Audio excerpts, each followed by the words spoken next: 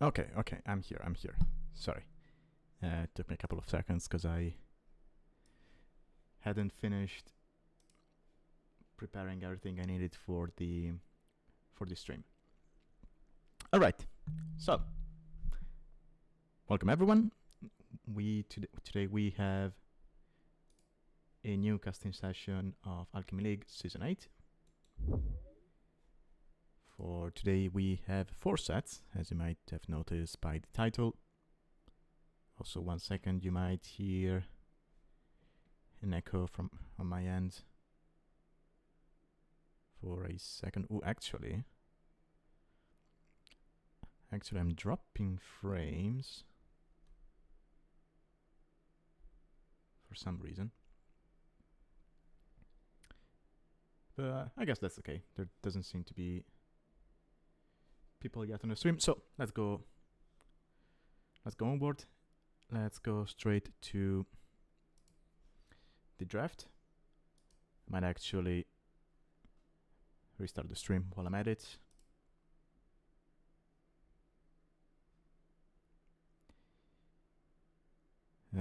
Or just restart my connection. I'm sorry for watching this on YouTube. I don't know why this happens from time to time, but it does. It sucks. It's a connection issue.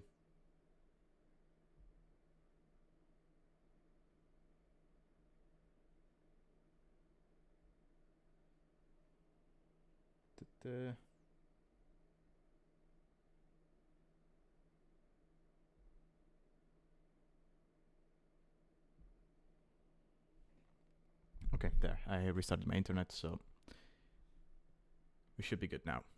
And if you're watching this on YouTube, you got a little slideshow to begin with. Okay, so let's go to the draft. So for today, our first set is going to be César against TheNagraj. So let's talk about these players for a bit. So TheNagraj, or TheNagraj, I do not know how to pronounce that name properly. Anyway, he is a player from India, as you can see, currently sitting at 1k, around 1k, with the highest 1k24. I think he's a newcomer to when it comes to the tournament. I don't think I've seen him play previous seasons. So, and I think this is my first time casting him, so I'm curious to see what he looks like when playing, what he likes to do, and whatnot. Now, his opponent, César, he is not a newcomer to the league. He's been with us since the previous... No, maybe... was it previous season or the one before that? I forget. But yeah, he's played at least one season with us, maybe 2. I'm sorry, I'm forgetful. And as you can see, he is from Spain, and he is a little bit higher than TheNagraj, about 100 elo above his opponent. So this should be quite the challenge for TheNagraj, because he's going to be playing against someone who is higher elo and also has more experience than him when it comes to the league. Hey César, welcome. Nice to see you here. So, this set, we do not have a map draft because it was round wild. So they both chose a map each and they played on those. From what I can see from the Discord where they posted the results, TheNagraj picked Archipelago, whereas César picked Oasis. Now, as for civs, we have the 5 usual bands with Celts, Slavs, Bengalis, Japanese, and Magyars. Pretty strong bands. I can see all of these 5 civs being used for something weird in the settings we have in this season. Especially, I could see Japanese being very strong on Archipelago. Now, Japanese don't really... They're good on water maps, but they're not like top tier good, because they have a good eco on water, but they do not have any bonuses directly helping out their navy. Unlike, I don't know, Portuguese, who get more HP on their ships, then they can get more armor because of the unique tech, which is going to be taken away from them. they also have a discount on ships, a gold discount. Japanese don't really have that, but with the version of this tournament of Archipelago, you don't really need to go that late into water fight, right? And Japanese, they have a very good eco boost because of the fishing ships. So I would say they can be pretty scary in these settings. I don't think I've seen people play them on Archipelago yet.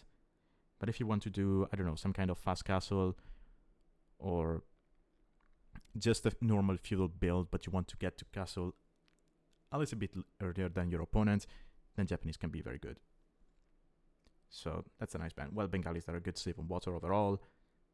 Slavs, Celts, and Magyars, you can do stuff with infantry, right? Celts and Slavs are, well, they're infantry saves. Magyars not really, but you get that +1 for free once you get to feudal. So that's nice. And that could be useful if you want to go for some kind of man-at-arm opening. Now that said, let's look at the bans from the few players. So César went on and banned Dravidians and Vikings, both very strong saves on water. Vikings, to this day, I would say they are kind of the strongest save on water. Could make an argument for Portuguese because, well, caravels, they kind of counter longboats. But yeah, I would still go with Vikings. Nagraj, on the other hand, he banned Chinese and Malay. Ooh, sorry. Yeah, sorry, I clicked because I thought there was a map draft, but there was no map draft, so... yeah, I'm thinking about Chinese. I mean, Oasis plays out kind of like Arabia, right? And Chinese are good on that, so I guess that's why he went on to ban Chinese. And Malay, they can be very annoying to play against if the opponent hits the timings right. So yeah, I like that ban. Now, César went on and picked Armenians, Mayans, Koreans, and Mongols. Of course, got his Armenian pick sniped. Whereas his opponent picked Portuguese, Italians, Vietnamese, and Malians, and got his Italian pick sniped. So both players went and banned the opponent's strongest save on water, I would argue. You could make an argument that Portuguese and Italians are kind of at the same level. But yeah, I like it, banning Italians. Okay. Nice drafts overall. I like both. César doesn't really have a proper cavalry civ. I mean, you can play cavalry with Mongols, of course. They have amazing hussars, but it's more of a CA/Mango type civ. But yeah, they're nice. They're nice drafts, and realistically, you don't really need a cavalry civ on sudden death settings because, well, you're not going to have multiple TCs, so it's difficult to sustain cavalry production. So it makes sense to not have, cavalry civs. Okay, let's go straight into the first game.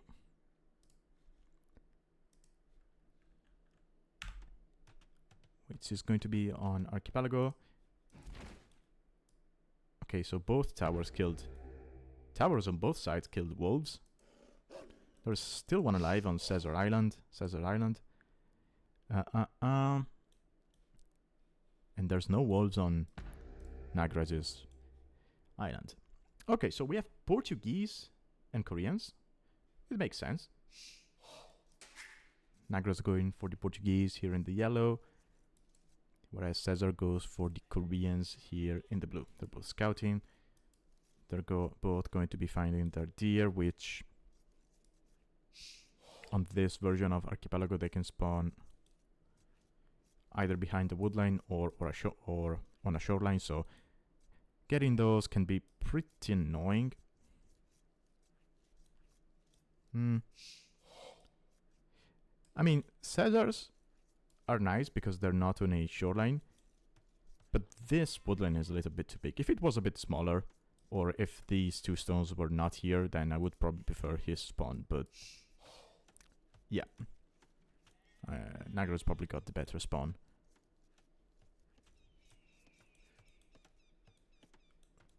At the same time though, Nagraj is also going to have he's probably going to go and dock here, right?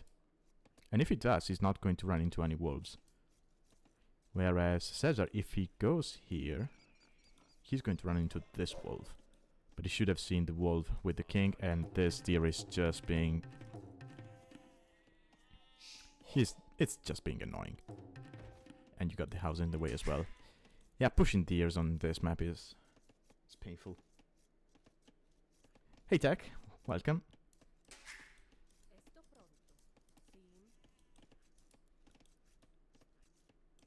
No need for thanks, I like doing this. Oh, also I just noticed we have a palisade wall generation. And I think Tech was talking about this in one of his streams. That we tend to have more palisade generations than, I don't know, fortified walls or stone walls. But yeah, it does seem like we get more palisades or fortified palisades than we do stone walls. Okay, so TheNagraj is just going to be pushing his deer. That's only one left. 2 left for César. Okay, he goes for this dog, so he's not going to run into the wolf. Let me check. He should see that wolf with the king. Yeah, he does.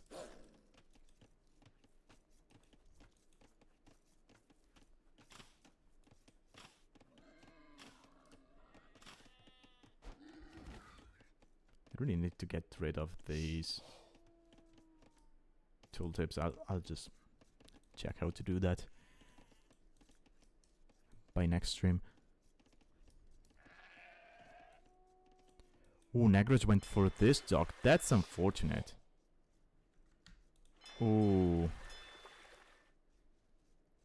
I mean, probably a bit distracted. He was pushing these deers with the king, so he should have had this vision early on. Of course, he doesn't know about the deep fish there, but yeah, you know where the border of the map is. And he doesn't see any deep fish over here. He's not taking the fish with the villager. Right now he is. I mean, a dock here would have been better, but then again, there's a wolf. Now he's going to find deep fish over here and here, yeah. Well, too bad he didn't get the Dravidians, because they were banned. Now César is taking that boar. The wolf is chasing as well, but it should be fine, right? Because the boar is blocking the wolf. You can just jump into the TC, shoot the wolf. Yep. And now you just shoot the boar. Yeah. There we go.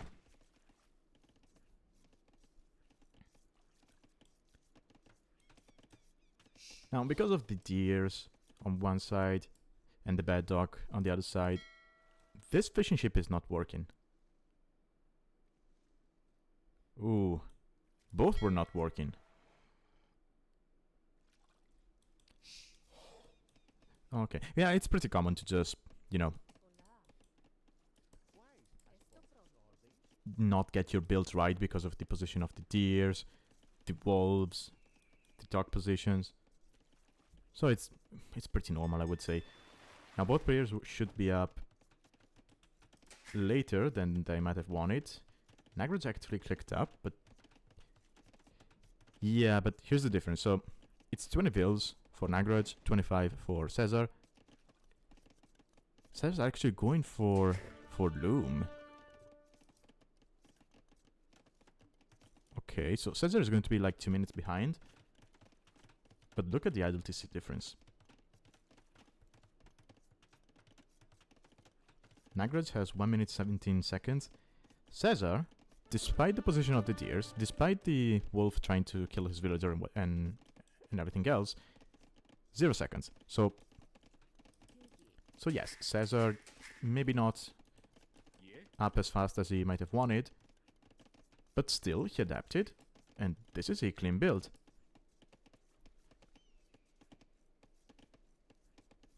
Well, Tech, I would say late game, it's probably better for the Portuguese because of the Feitoreas. but I prefer Koreans, honestly.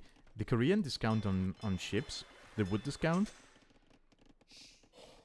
20%. I probably prefer it to the Portuguese gold discount, because that gold discount is something that is going to come into play later on into the game.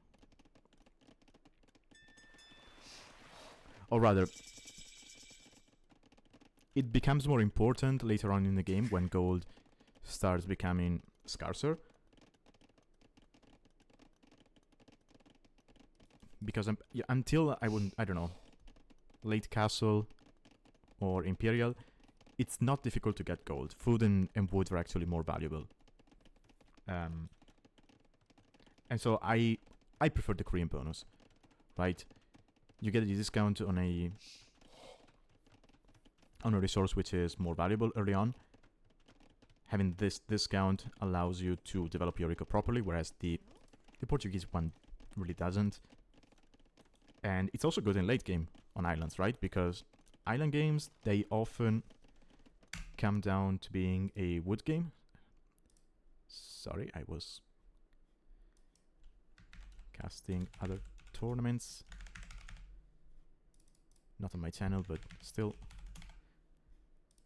Forgot to fix that. So yeah, the Korean bonus is actually very good at the start and very good late game. Also, Koreans, they get shipwright, right? Yeah, they do. Portuguese don't. So that's even bigger.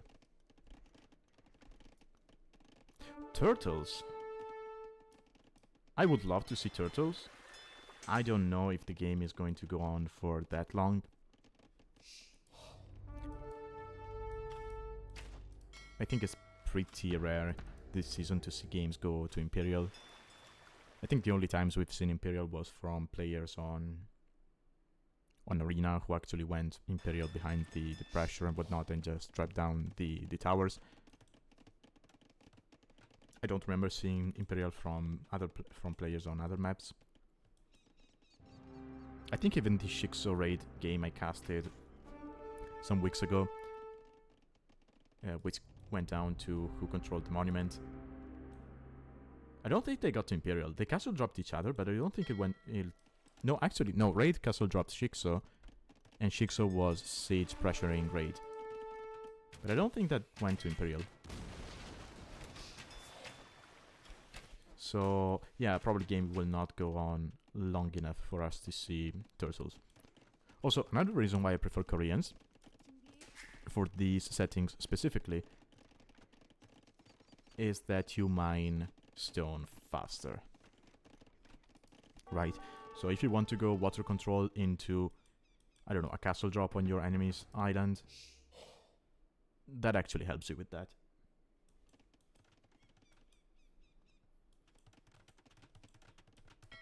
Okay, so César already ahead with his numbers. He has 7 galleys more than his opponent.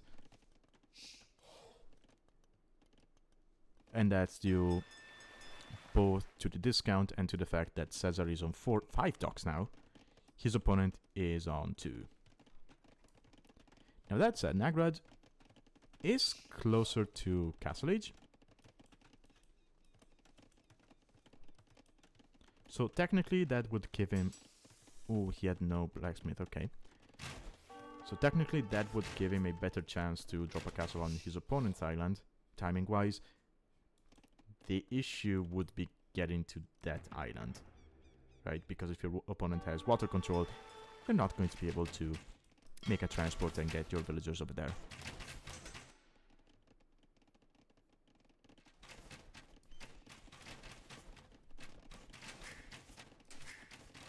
Oh yeah, that's king. I saw a flag on the TC. I forgot about the king for a moment.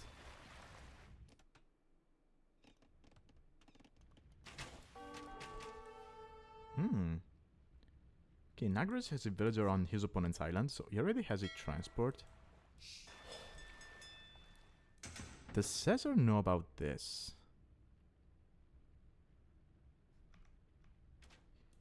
He doesn't. Oh, wait, no, he does. He sees the house.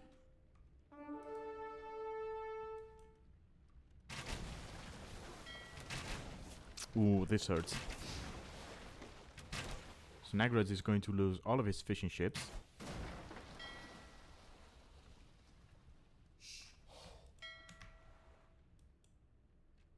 Might lose the transport. Yep.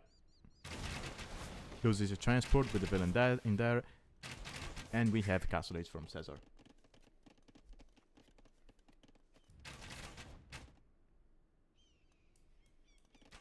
But César is coming back here himself. He's taking down the transport. There's no villagers in that transport, so that's fine. Well, it's not fine, but it's not that bad. So TheNagraj... Okay, he's going to try and snipe the villagers, so he will know his opponent is on stone. I mean, César could just, you know, drop the mining camp here and take the stone from there. There's no need to run like this. And yeah, he's also coming back with the galleys. And as I mentioned, he's Koreans. He's up to castle. He went just now to stone, but he's going to mine that quite quickly.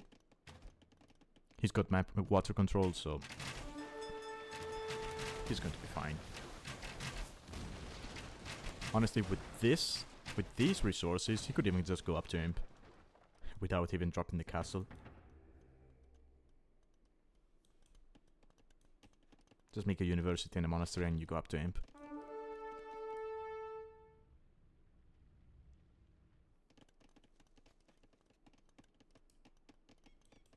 Okay, so TheNagraj's little raid here on the water was stopped.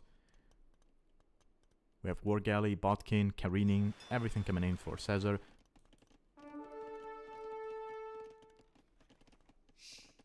Ooh, I wonder if he's getting careening because of the transport ship.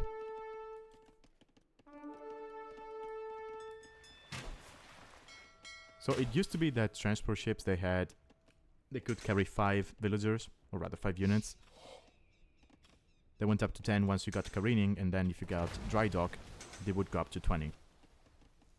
But to a recent change, I say recent, but it was like what, 5 months ago, something like that. They made it so that transport ship can always carry 20 units, no matter what upgrades you get. So now careening, it just increases the armor. Okay, now it shows dry dock because, well, there's careening, but yeah. Careening increases your armor by +1, Pierce 1. And dry dock increases just the movement speed of your ships. Okay, César needs to be careful because this transport is exposed. There's galleys here for TheNagraj. TheNagraj does not see that. Ooh. I don't know if you could see that when it was over here, but that's good for César. And he could just go now. Just go now with 20 vills in the transport. You drop a castle over here, and you win the game.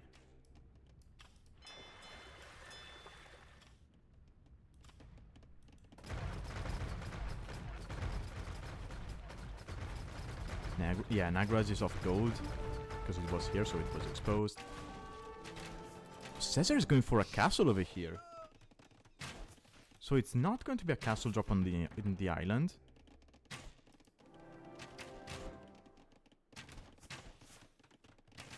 Okay.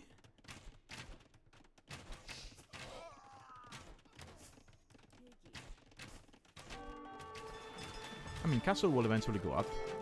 There's not enough navy here for TheNagraj to keep on denying that. There's too many warships from César.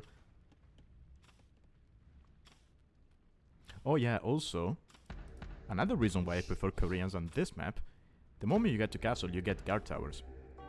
So castle dropping this area for the opponent is going to be even more difficult. I love Koreans. If it wasn't clear enough. So yeah, César just playing this a little bit more conservative, if you will. He's not going for the crazy castle drop. I mean, if he sent 20 vills here, with the single transport, he would be able to get the one up.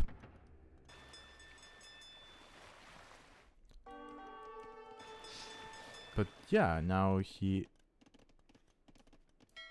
got the castle. I wonder if he goes up to Imperial from here. Honestly, another reason why I like Koreans is that you could make war wagons in this situation. Now, war wagons, they have a bonus damage against buildings. Now, I do not know if their bonus damage applies to this tower as well. Building... I guess one of those buildings is standard. And then you have stone defense. I forget against which buildings specifically war wagons have bonus damage. But yeah, technically, especially because... I mean, you don't even need to take down the palisades. Just get here with, I don't know, 10 war wagons and you can take down the tower. And we have caravels from TheNagraj and Imperial from César. Okay. Caravels... They're kinda sad. Like, they look great. The death animation is very cool. But they're in this position when you're like... When you're thinking, okay, it's a unique ship, and unique ships tend to be good, right? The turtle ship is great, the longboat is great, the Pl0tterGhost from Dravidians, despite the fact you do not see it that often, it's great. What else is there? The Loach one is great. The Dromon is great if you want to consider those last two unique ships. And then you look at the Caravel and you try using them and you just feel underwhelmed.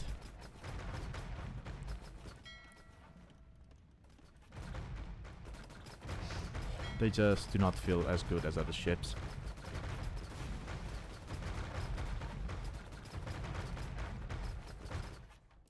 Now, I'm not saying they would need a buff, because, well, Portuguese are already insane enough on water maps. I don't think they need something else.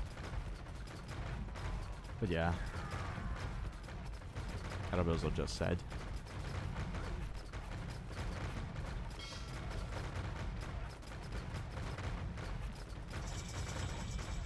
Wait, is César going to castle drop his opponent's base? Really?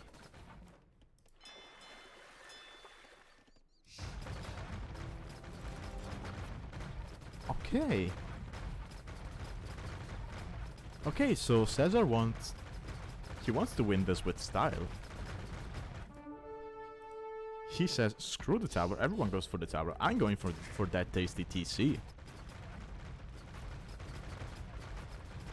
And actually, I would have to double check that, but we've seen... Ooh! Careful though. Ooh! So TheNagraj says, okay, go for my TC, I don't care, I'm going for your tower. Oh, he was attacking the tower. Oh, don't attack with the vill. Get the villains. No, no, TheNagraj, you got this. Okay, he's repairing with the vill. Oh, that's unfortunate. No. That was a misclick. It's difficult to click this yeah. It's difficult to click this tower. Because it has a weird hitbox. So you need to be careful when clicking it if you have the option which highlights the building when you hover over it. Then you should be using that to properly get the tower. But yeah, he could have won this. Honestly, at one point, one of the Rams was attacking the tower, but he just clicked again. So he was probably spamming his clicks because he was afraid of this situation. But he could have won that. He definitely could have won that. But yeah, back to what I was saying. We've seen people destroy the towers to win the game. We've seen people kill kings to win the game. We've seen a game end because of the monument. I don't think I've seen a single game end because of the TC going down. I've seen people try to get the TC down, but I don't think I've seen people actually succeed. So yeah, that's something to keep in mind. Anyway, quick look at statistics. Unfortunate for TheNagraj. I feel his pain. I had the same issue at the start of the league, and then I just realized, oh, I need to not be as hasty as I am. You need to be more relaxed, which is difficult on these settings, but yeah, if you can do that, you will get the results. Or rather, you will be able to click the tower. Whether you take it down or not, it's a completely different matter.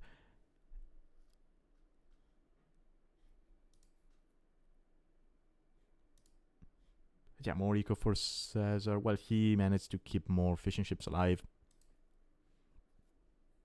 Was up to Imperial. His opponent was not. And yeah, overall he had more map control. But yeah. So that was game 1. Let me go and get game 2 ready, which is going to be on Oasis.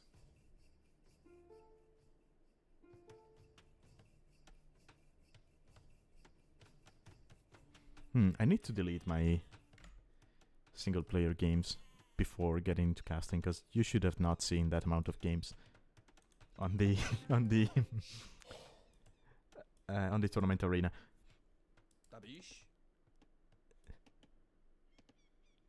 Okay, so Oasis, we have Maya, or rather Mayans for César, who due to the settings did not need to get loom at the start, because you start with the house close to your tower. And his opponent TheNagraj is playing as the Vietnamese. Now Vietnamese, you see where your opponent's TC is at the start, but in these settings it's not that important, because you have the tower, right? And you know the tower is always going to be in parallel position to your opponent, and you know TCs are equally distant from towers. So you know where your TC is, you know where your tower is. You can just go thinking, okay, my opponent's tower is going to be around this area, so the TC is going to be around here. Now, that said, Vietnamese have plenty of other very good bonuses.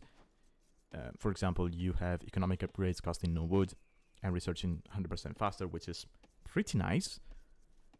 It's pretty nice overall. I would say it's even better on these settings, because it's sudden death, so you're going to have a single TC.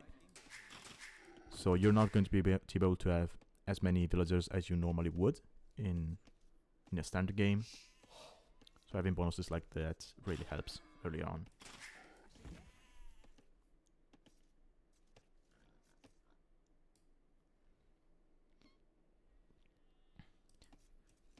Now, both these civs tell me that they want to play this Arabia style.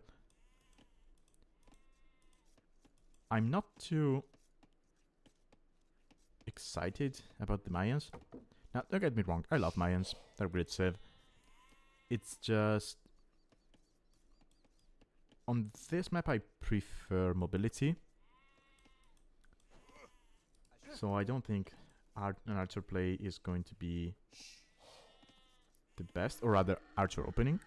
And Mayans, unless César is thinking about eagles, then yeah, Mayans can just go for archers in Feudal Age. Whereas Vietnamese, yeah, they are an archer civ, but you can still go for scouts in Feudal Age if you want to.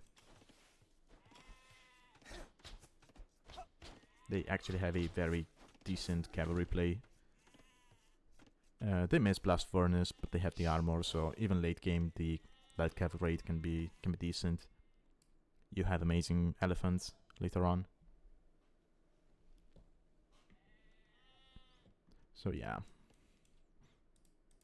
Actually, I don't think we've seen people play eagles. No, wait. Okay, just a pattern. No, I think last time I casted someone went eagles.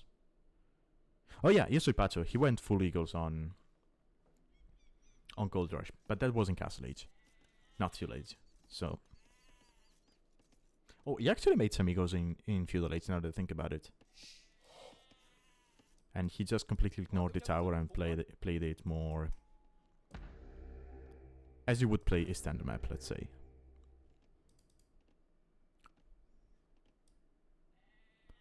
Okay, we have Feudal Age from TheNagraj. César kind of forgot about the king pushing the deers. Is now going out to wood, and he's going archers. Okay, well that's expected. He is Mayans after all, and because of that, he's also going to be up a little bit later than his opponent. Now TheNagraj again, a lot of idle TC time.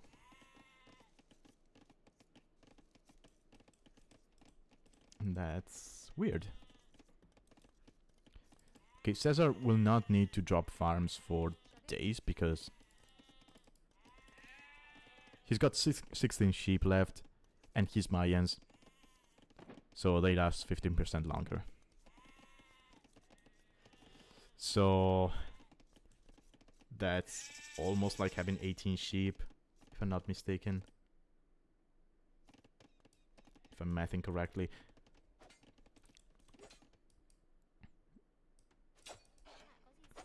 Oh, and TheNagraj is going for the forward stable. Okay,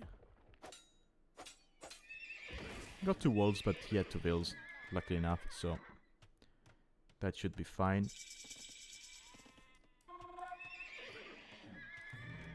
Oh, stable and range. Huh.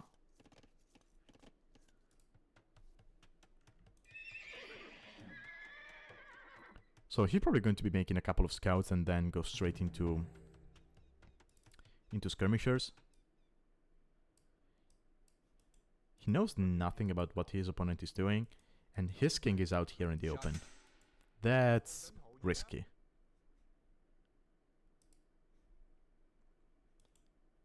I mean, if his opponent was not Mayans, but any civ with access to scouts, having the king out here could be dangerous because the scouts actually outpace the king. So you could block with one scout and deal damage with the other. I don't think eagles outspeed the king. Eagles are not that fast in Feudal Age. They become faster, if I'm not mistaken, in Castle. We've got a Man-at-Arm opening from César, who went for the range of here.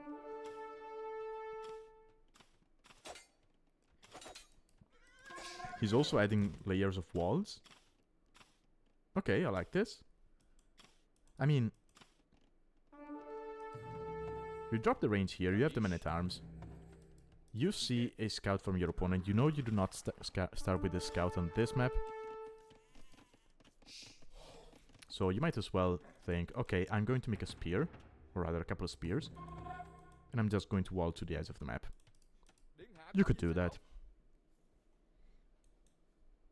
And TheNagraj, okay, he's not making skirms, he's adding archers. So it's scouts into archers.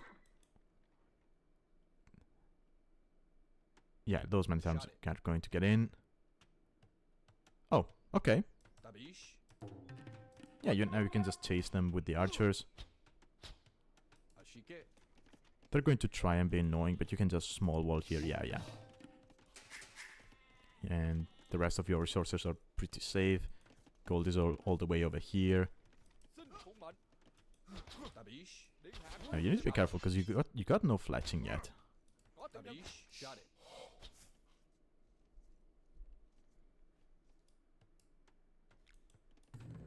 Okay, second archer range from César, probably because he saw the 2 ranges from his opponent.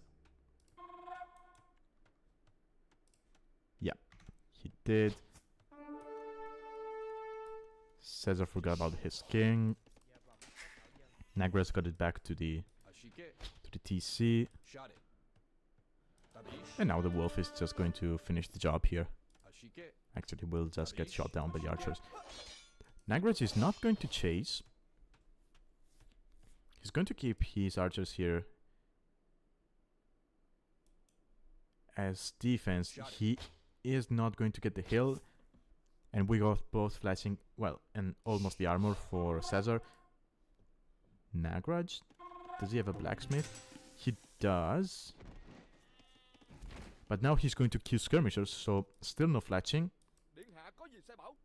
Okay, yeah, he unqueues the skirmishers and goes for fletching. That's good. You got more HP as Vietnamese on your archers, so... Third archer range, okay. So as long as the numbers are the same, you got the advantage here. Ooh, takes the fight before fletching. Okay, fletching comes in. But César got the hill. Ooh, this is going to be painful.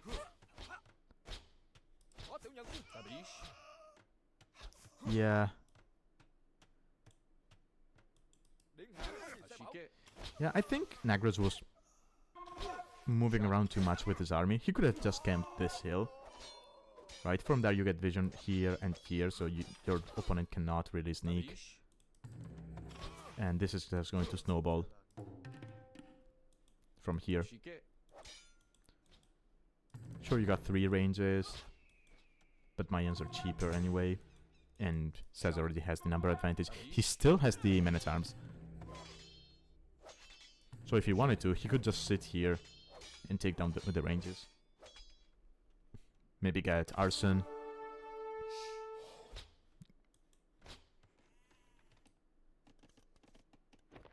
So behind this...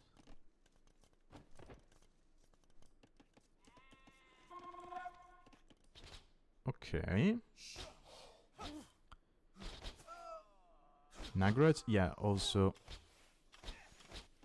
getting more and more idle TC time. I was about to say his eco setup is actually a little bit better than César, because César is going to run out of sheep any moment now, and then he will have to drop farms with a ton of hills, whereas Nagraj is slowly adding farms as he is eating the sheep.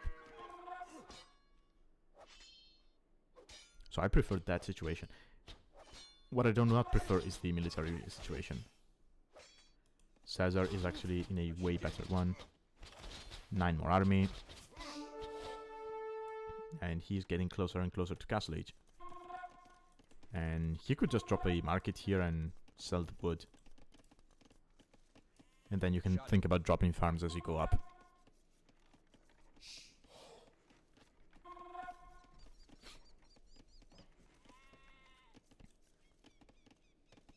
Ooh, careful. Okay. TC gets 2 kills. Now, these archers, there's 5 of them, but they're weak. Nagraj. Okay. Yeah, that archer got weakened by the forward archers. Yeah, and there's more coming from César.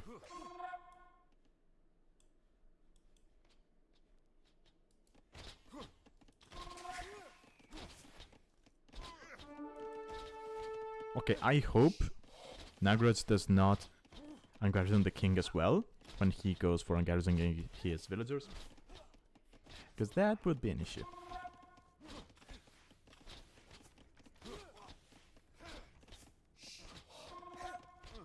Okay, he uses the go back to work command. Now, it should be probably one in like this. Otherwise, César...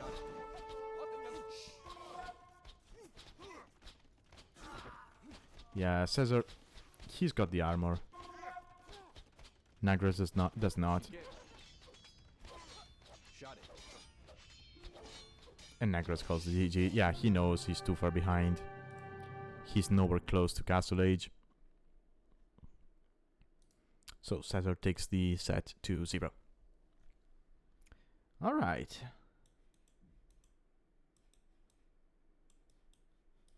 So that was an interesting set. I still feel bad for TheNagraj in game 1. He could have taken that.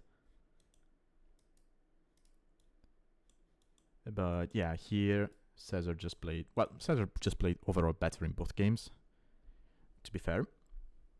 But yeah, TheNagraj really played into the settings in game 1 and was about to get it, but yeah, misclicks are annoying. Here, he was actually up faster, if not mistaken. Yeah, he was up faster. But he had some idle TC time. He went for stable and archery range. He made like 2 scouts. I don't think he ever found any damage with them, yeah. No, wait, he made 1 scout. Tried to take the veil underneath the tower, got damaged by the towers. He went here and realized, oh, I have 3 HP, I cannot engage against anything. And then went straight into archers. So, yeah, overall, just better opening from César, despite the uptimes.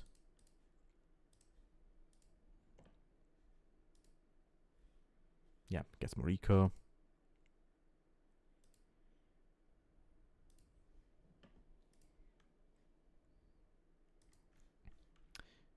Okay, so let's go back to the draft. That was the first set of the day. And see what the next one is going to be. So, second set, we have Metalmania against Pl0tterGhost. Actually, 1 second, because, yeah, I didn't get everything ready. No, do not look at that. Let's get the profiles for these 2 lads. Okay. So, Metalmania, player from Argentina, sitting at 1500 currently, but as you can see, he has a highest of 1600.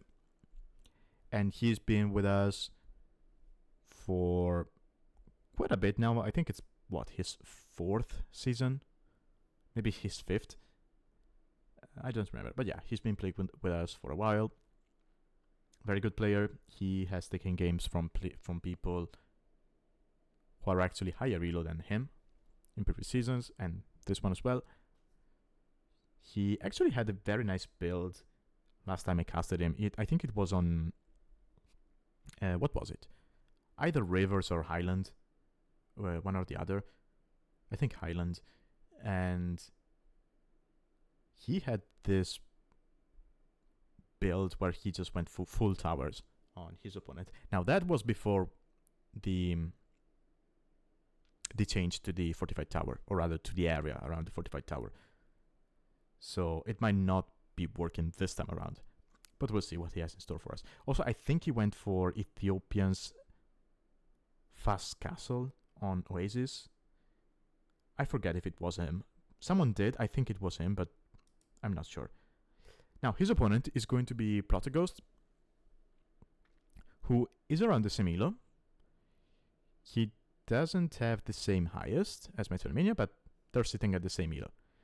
And just like Metalmania, Pl0tterGhost has been playing with us for actually longer than Metalmania, if I'm not mistaken. Oh yeah, he was in Season 1, so yeah, definitely longer than Metalmania.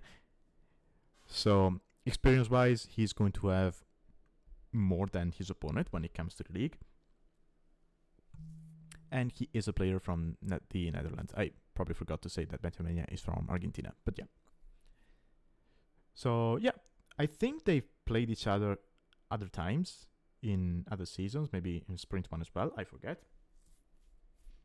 Actually, yeah, I mean, Sprint 1 is over, has been over for a while, so yeah, they played in Sprint 1 in round 4. And speaking of rounds, we have Continental, which tells us that this was played in round 7. So not the last round, but the one before the last.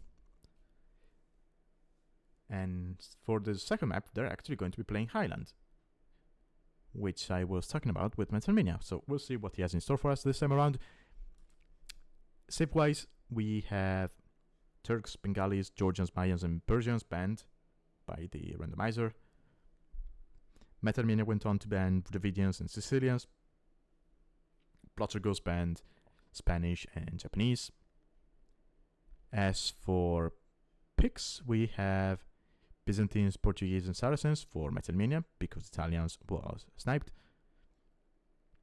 And Pl0tterGhost was left with Koreans, Chinese, and Teutons because the Cumans were sniped. Cumans were sniped. Okay. I mean, I guess Metalmania is afraid of the potential for ramp push with Cumans. It can be pretty strong. It really depends on the map and the situation, but yeah, it can be pretty strong. And even if you do not go for that, Cumans, they still have cheaper military buildings. They pay less wood for the stables and their archer ranges. So even if you do not go for the ramp push, it's still nice to have them. Also, you do not need to go for the ramp push as your main strategy. Sorry, You don't need to go for ramp push as your main strategy, but you can make the siege workshop as you go up to Castle Age, right? So you can transition into rams, or you can have siege out faster than your opponent and whatnot. So overall, they can be good on these settings. Okay, so let's load the first game. Let me change scene to where is it? Capture Age. Continental. We have a desert generation on Continental. I think this is my first time seeing this. Interesting. Okay, so Continental, I think generation-wise can be one of the most unbalanced, the most unbalanced map in the tournament. I mean, the map is not balanced to begin with. It's not an issue with the tournament script. It's just an unbalanced map to begin with. It's one of those classic maps that never saw any kind of tweaking from the developers. So there's that. So Metalmania, as you can see, he does have access to his tower, but there's this kind of isthmus here separating his base from the mainland. You do not have that for Pl0tterGhost.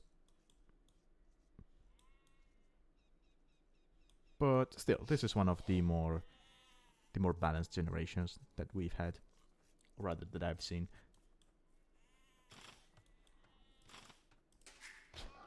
So save-wise, we have Saracens from Metalmania, and we have Koreans from Pl0tterGhost. So we have a palisade wall generation. And I just noticed we have so many extra sheep here for Metalmania. Did all the extra sheep on the map generate close to his tower? Huh. That's interesting. So, Saracens, if this was the old version of the of the tournament maps, I would say you could try some kind of fast feudal archers to take down the tower, right? Because unless this is stone walls, you can take down the palisades with the archers. You can sit underneath the tower, and the tower, not having murder hosts, is not going to be able to shoot you. If you try that now, there's going to be other 4 other towers shooting at you, so yeah, that's not going to be an option. But then again, Saracens, you could abuse the market, have faster uptimes after feudal. They're still a great civ. Koreans, ooh. No.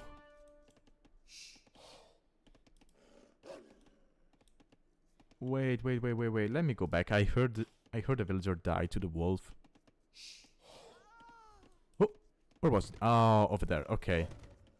So it was not the dog villager, it was a wall villager. Okay. Still bad, but not as bad as it could have been. But this villager might die to the wolf. Ooh. Pl0tterGhost sees that. Oh. Go. Go. No. No!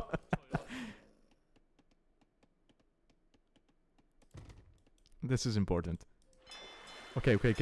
Yeah. No, the wolf can hit. Drop a palisade there. No! That hurts. Yeah, Metalmania got... Yeah, he got Loom. I think he lost a villager to the wolf as well. He's got a death. An eco death. So, yeah, he probably lost a vill to the wolf. And then sent out a loomed vill. Yeah. She's on 29 HP. So, a loomed vill, once they fight off a wolf, they're going to be on either 22 or 20 HP. Depending on who gets the first hit. So, yeah. She definitely fought a wolf, which was already weakened. Pl0tterGhost going for this dog instead, but dude. You could see the edge of the map. He's probably thinking, oh, there has to be deep fish here. No, there isn't. Actually, Metalmania got the same distance, but he got the deep fish, so...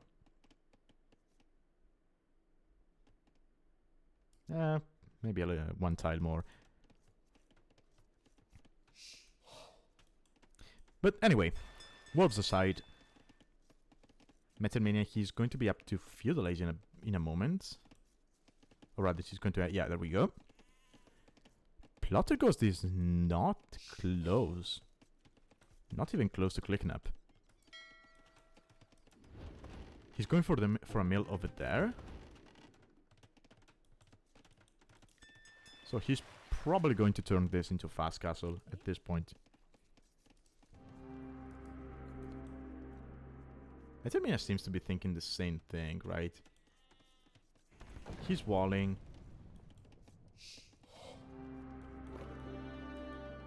No, he's just going to be playing water. And he's just walling up to... in order to not have to worry about land pressure from his opponent. Now, I was looking at this. Can you sail through this? Might be able to. I think you can. That would be interesting. But anyway.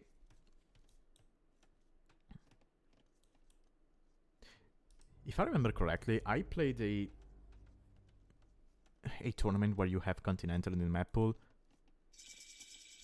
A couple of years ago, I think I played like one game on Continental.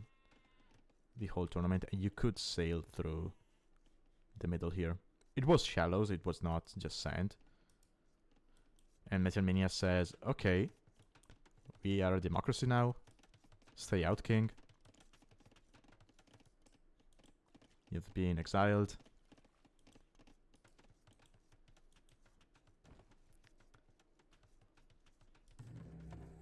Okay, it's not going to be water play from Metalmania. It's going to be archers. Huh.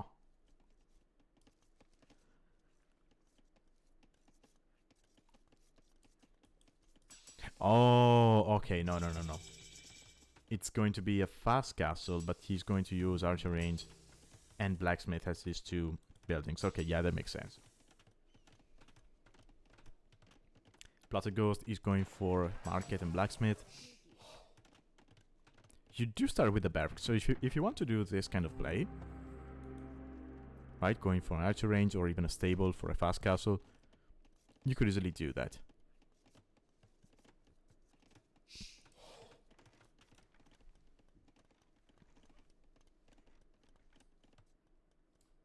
So both players aiming for castle. Pl0tterGhost will have to sell, yeah, he'll sell some resources and go up. And he's on gold. Okay, now he's going to stone. Alright. So it might be a castle drop from Pl0tterGhost, either at home or on his opponent's face, or rather his opponent's towers. Now, where is his king? So his king is over here. Ooh, Pl0tterGhost is going to wall this up. I like it. You cannot wall here. So probably a wall like this would have been better to secure your tower. But that's still fine.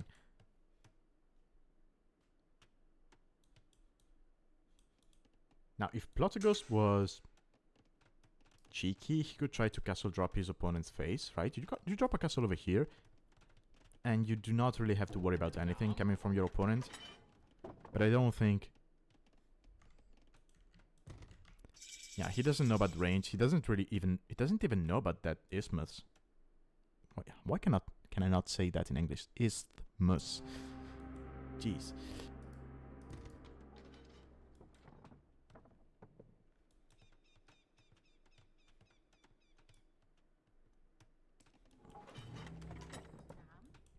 Metalmania, he's going to find that villager.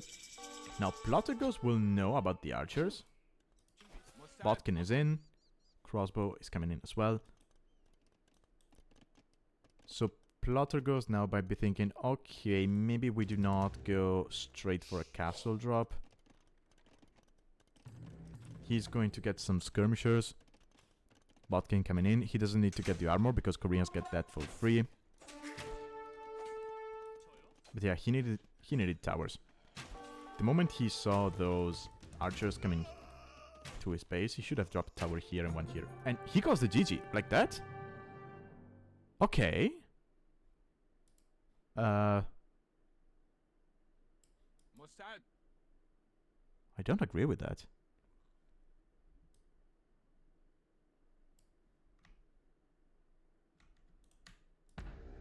I mean... Sure, you know about the siege workshop. But... it's not an immediate danger. You're not going to get elite skirm, so taking care of the archers is going to take a while, but yeah, true, Tech. Maybe he got a little bit tilted at the start because of the wolf, and didn't want to play this game as much. So yeah, that would make sense. So Metalmania takes the first game.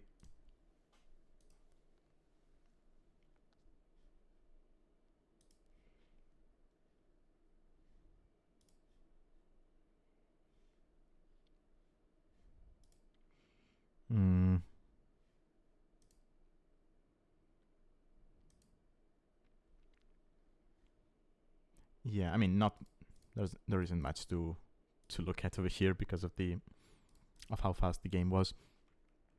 So let me load game 2.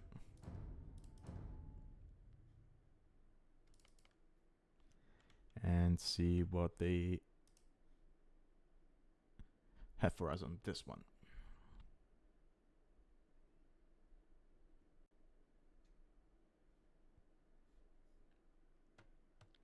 Okay, so Highlands.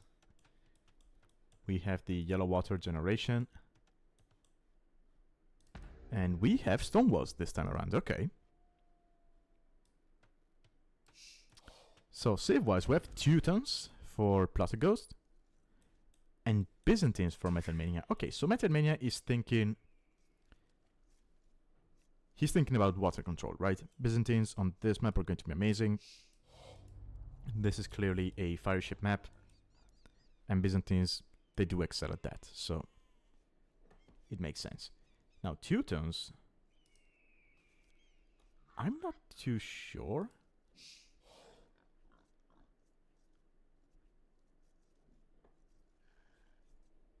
What they're for, unless he wants to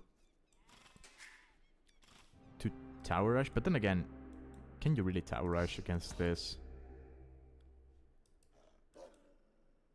I guess if you send Vils and you really commit to it, your towers are going to be better anyway. So you could, I don't know, drop a tower here, take down this one, and then you just drop a couple of towers here and here to take out that one. But you would have to commit a lot to that, and I think it's too slow.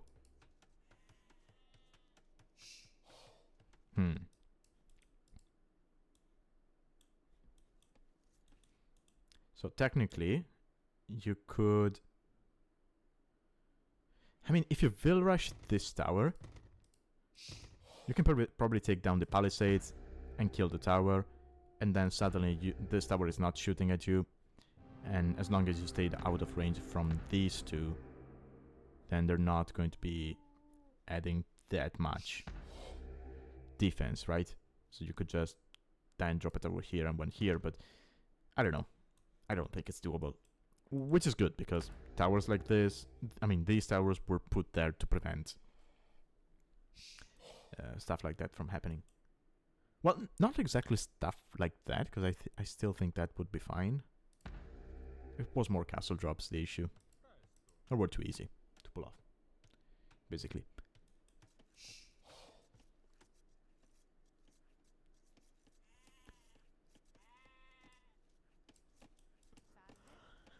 So,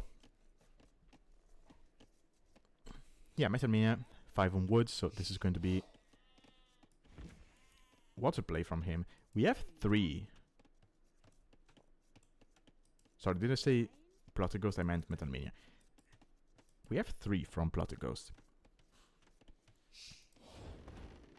And he's going for berries, so this is not water play from him. What's he gonna do then? Is this going to be another fast castle attempt from him? For a castle drop? That's risky. I mean, if Metalmania smells that, he could just wall this. Or prepare a demo. And as soon as Pl0tterGhost comes over here with villagers, you just explode them.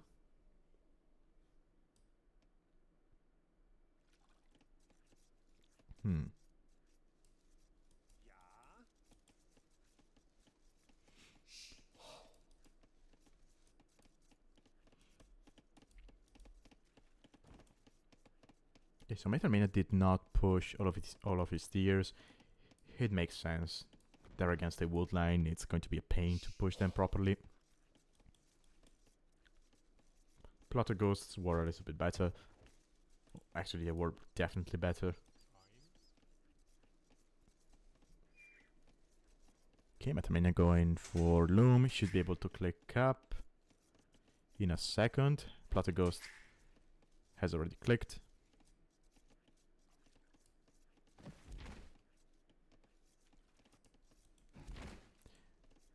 Oh, I forget how I can switch, or rather swap them.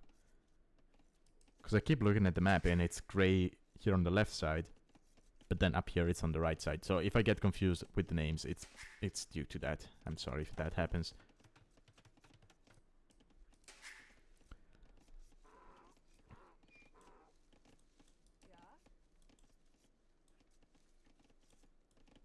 So Pl0tterGhost not on water. Not on gold. And he's up with 19 bills. So this is not a fast castle. Is this scouts from Pl0tterGhost? Scouts for map control and then you take it from there. Ooh, careful, Metalmania. Careful.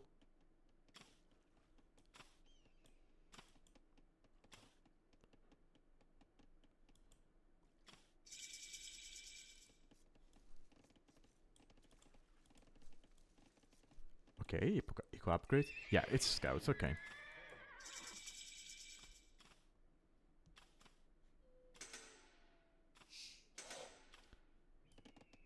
It's going to be scouts.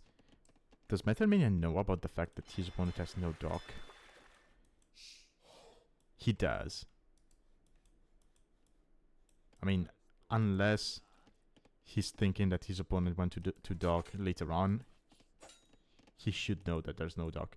Random build from Pl0tterGhost going forward.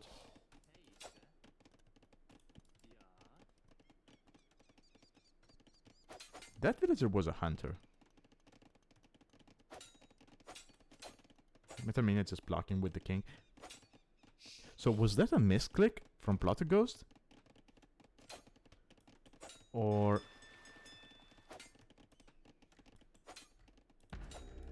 Hold on. Okay, that must have been a misclick. Because, I mean, the villager, it looked like he was going for the deer over here. But... So for a moment there I thought, okay, it's just the being dumb. And treating that villager, and giving that villager the same behavior that fishing ships have. Where they will go to the other side of the map if that's the only deep fish you see. So maybe that was a hunter who finished working underneath the TC and was going for that deer automatically. Which should never happen. But it wouldn't surprise me if some kind of bug popped out, popped up and made it so. But no, it was just a misclick, apparently. Okay, fire here for Metalmania. Roasting some scouts. Pl0tterGhost should not be able to get in time. And this is still open, so he can just go around. Do not take the veil. Do not take that veil. Just go for the base.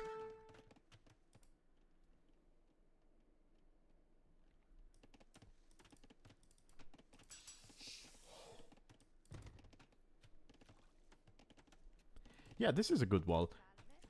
I mean, now that he knows about the scouts and this bill is alive, he could just wall like this if he wanted to. And please, Metalmania, make a demo. Make me happy and make a demo. Now, Pl0tterGhost, he realized he's not going to be finding much damage with the scouts. So he stopped making them. And he's just an eco. And this is amazing eco for Pl0tterGhost. And he's Teutons with horse collar, so he should be able to click up to castle fairly quickly. And then the question becomes, what does he do from castle age onward? Right, he's making an archer range, so this is probably for skirmishers to take care of these spears. But I don't think you might want to get... is there any need to get skirmishers? I don't think there is. Metalmania are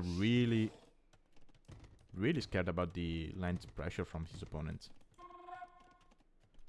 Does Pl0tterGhost? Oh, okay, that's why he went to skirmishers, okay. Okay, yeah, then it makes sense to go for them, because you're expecting archers now from your opponent. Yeah, that's fine. I mean, Pl0tterGhost can just wall like this. He's on stone. Honestly, there's fires from Metalmania, true. But it's only like 2 of them. So if Pl0tterGhost can go up to castle age, and he should be able in a moment. Let's say he goes up to castle. gets, I don't know, 5 knights on the field. Those 5 knights will kill everything from Feudal Age, from Metalmania. They will even kill the fires. And you just go forward with Vales. You drop a castle here, supported by the knights. And you win the game, basically. Go back to stone. This amount of archers is no issue. Does he have flashing? Yeah, he does. Just get the armor. And you can take care of that. It's just 4 scouts, you get 3 skirms. Yeah, he's going to add more. I'd say you get to, I don't know, 6 skirms. And then you stop. You get bloodlines, you maybe drop his second stable. Oh, he's off wood. Yeah, just kill the spear. He still has 3 scouts over here, okay. So they cannot come home and help.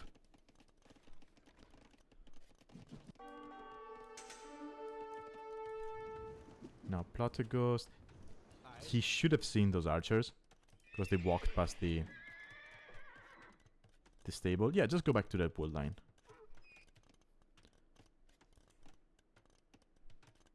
Yeah, he is fine. He's about to be in the castle. You just... No. Take those vills away. There's no need to have them over here. Okay, he's going to lose 1 bill.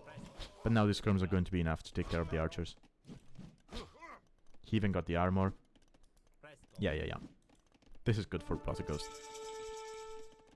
He gets to castle now. Metalmania just clicked. So, yeah, Pl0tterGhost, just make knights. Just make knights.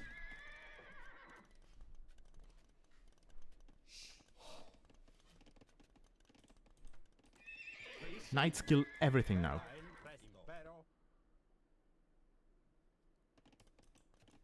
And you're about to have the stone. Just make 5 knights. And then you take those 5 knights and your whole eco. And you go forward. Unless there's a demo, he's not going to be able to stop that. But you're giving time to Metalmania to mess up his archers. Okay, there we go. Nice. Let's go. We got the stone. Go forward with everything. Go. There we go. Send these vills as well. Send everyone. If that doesn't work, you lose the game anyway. So send everyone. Every single man and woman.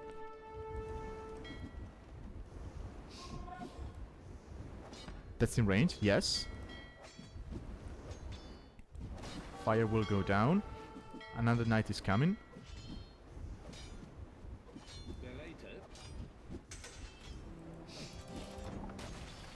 Castle should go.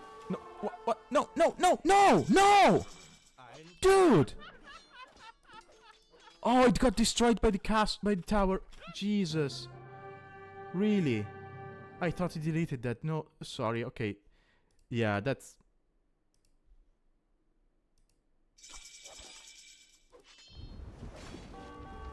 I think that's the first time I've seen a castle being denied like that.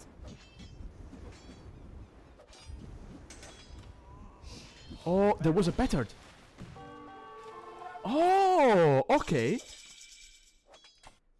Okay, I'm blind. I didn't notice the petard. So, I'm happy. I'm happy to see that. Now, I don't know if Metalmania has been watching either my stream or the YouTube videos, but I've been calling for that for so long as a way to defend from the castle drop. That's what I meant. You keep the petard defensively, right? You keep it around here. The moment you see the castle foundation, you just boop. You just destroy him with the petard.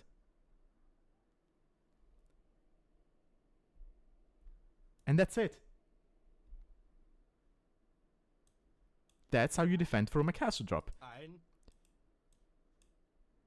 Now, Pl0tterGhost should have noticed that. He had knights, he had skirmishes, so he didn't need to be that hasty. But I guess... Oh, I guess? Wait. So...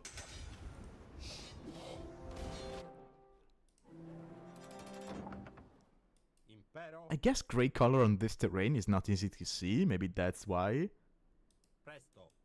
I mean, I didn't see the pattern, right? And I noticed he used it after rewinding, so yeah. Well done, Metalmania. Well done. Yeah, let's watch that one more time. I'm sorry, Pl0tterGhost, if you're watching this later on, but...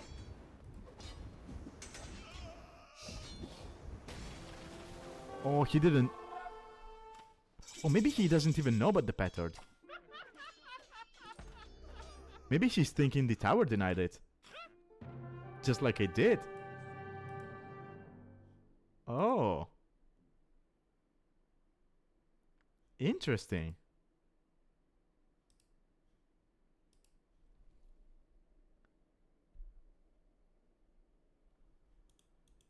Yeah, he didn't know about the pattern. Even after it exploded. I mean, he might have heard the explosion sound. But yeah. Oh boy. That was... I'm happy I saw that. I'm so happy I finally saw someone do that. Holy.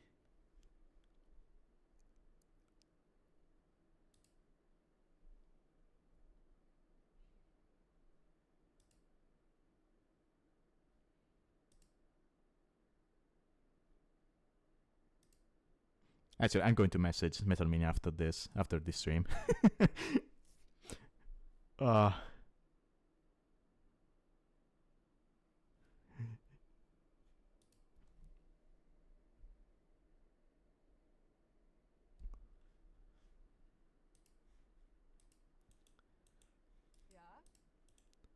Finally someone did it. Okay, so that was an interesting game. Game 2. So Metalmania takes the set 2-0. Congrats to him. And yeah, that was that was good. Okay, let's go back to the drafts.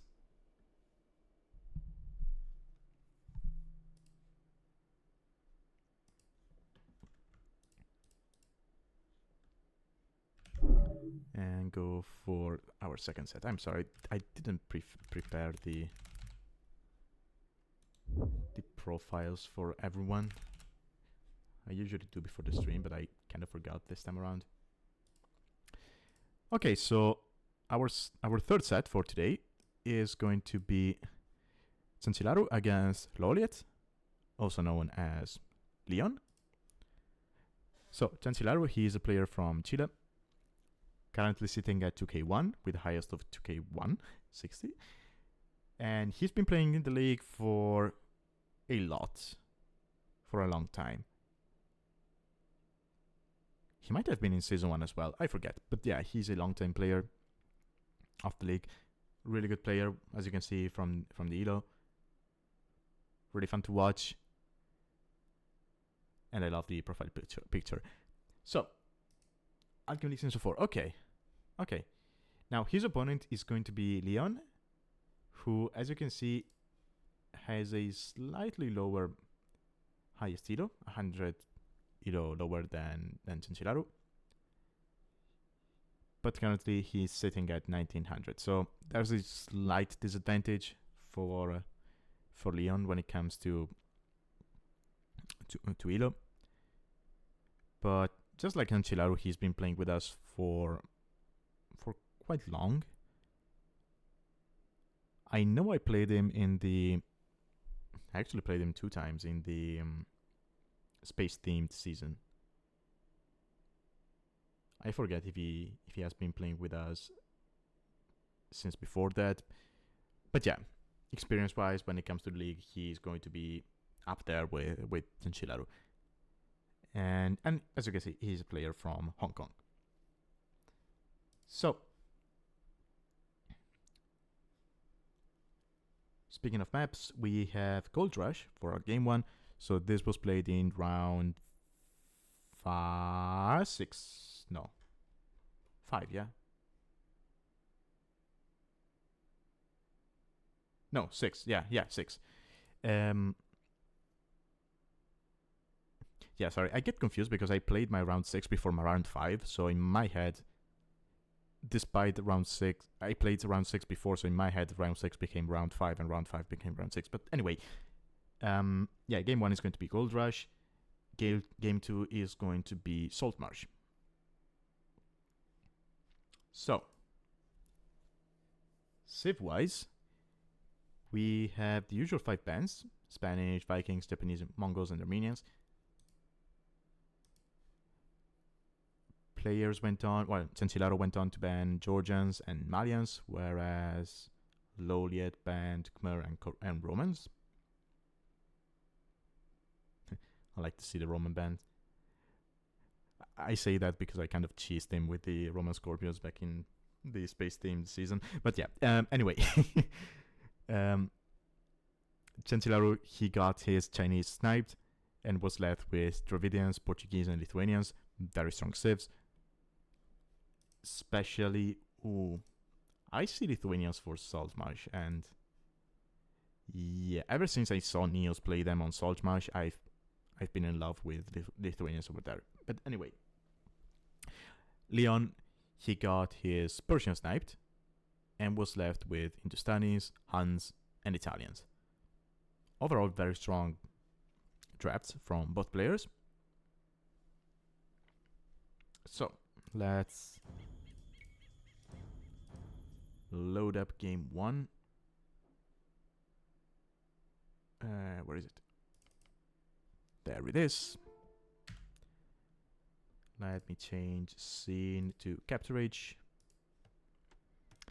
And here we go. So, Gold Rush. We have Hindustanis for Leon. And we have Lithuanians from Chanchilaru. Okay. I was expecting him to use Lithuanians on Saltmarsh. Huh. I mean, they're still good here, so it's not the end of the world.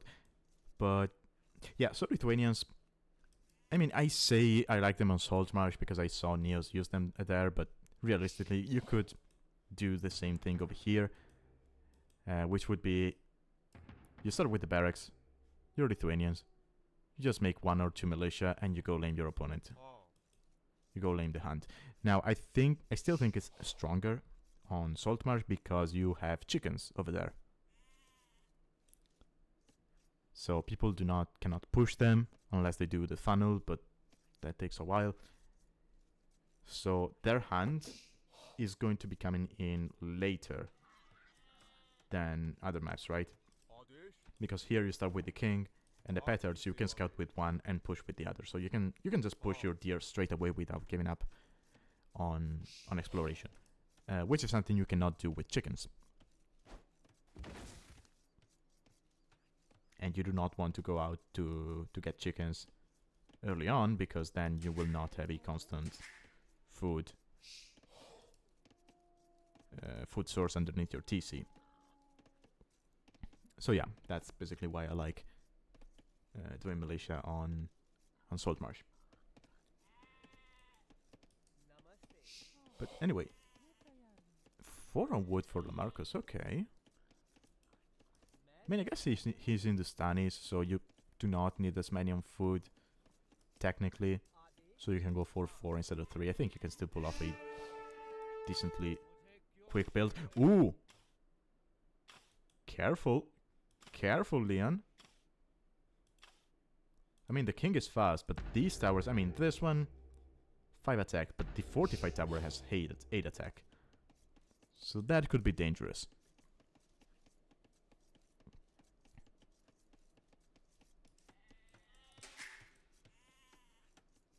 Okay, we got a mill coming up for Chanchilaru.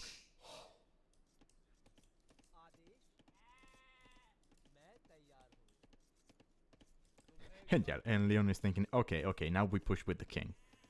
We do not go out with the king. We stay at home.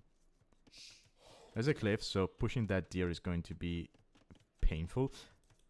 Wait, does he know about the boar? Oh, he doesn't see the second boar. And he's wanting it out for good measure, so that's painful. But he might be able to take the Pl0ttered. That's good value. Ooh. Ooh. Nah. That was so close. But then again, 2 HP, so... Even if Leon tries to use it... Sorry, even if Chanchilaru tries to use it to, I don't know, blow up some palisades, the towers are going to snipe it before he can get there, so it's still good.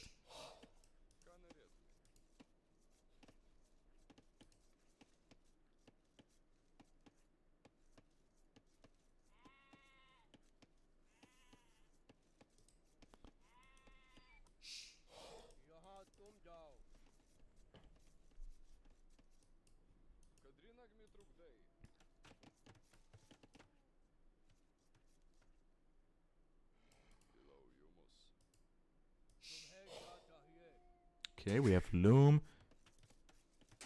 Ooh, Chanchilaru is actually already up to Feudal, and he is making the Militia now. So yeah, this is going to be... Is he on gold? Yeah. It's going to be Men-at-Arms into Archers from Chanchilaru. He's checking what his opponent is up to. Might actually be able to see the boar. If he goes this way. Yeah. He sees the boar. I mean, if he notices the boar, that's going to be very good. Yeah. Leon sees it now. But yeah, if Chanchilaru notices the boar, he might be thinking, oh, he messed up his build. This is great for me.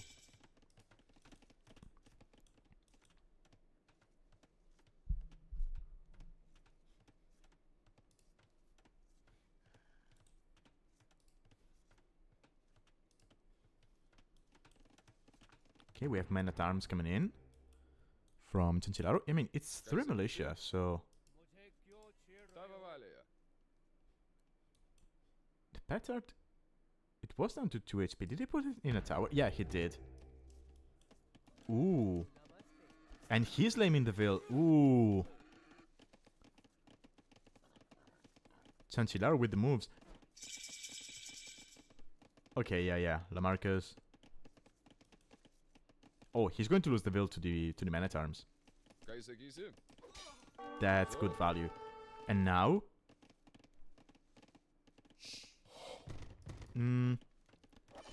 I was about to say he could just explode the palisade with the Pl0ttered. But if you start attacking, Chanchilaru will see... sorry. Leon will see that and... Ooh. Yeah, you're in. The king is here as well. You need to be careful. He was about to... I mean, Leon could have trapped the king over there. If he did... All he would have needed then would have been a single range. Yeah, I just go back with the king.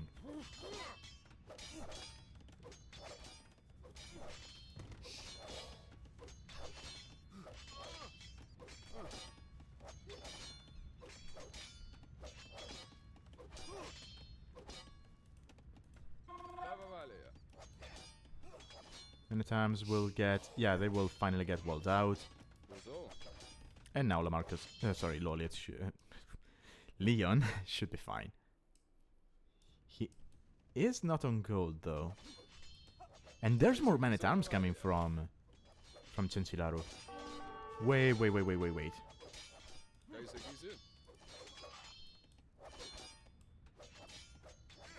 I mean, it makes sense, right? He knows where the main gold is. He now sees the stable.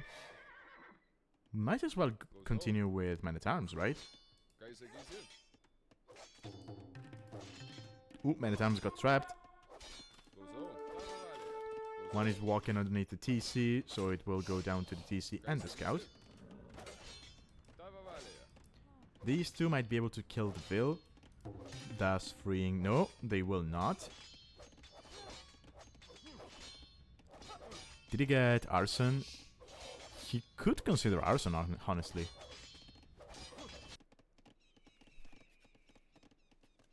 So the gold was not for archers, it was for men-at-arms. And, I mean, Leon hasn't taken that much damage from the men-at-arms. As far as, you know, E-Colossus are concerned, but he's been idled a lot. He's been forced to wall up. Oh, there it is, Arson, let's go. Yeah, now this tower with this house will go down fast. And that Vil is going to die eventually. We now have a single archer for Lamarcus. Yeah, he's going to gold now. That gold is so exposed.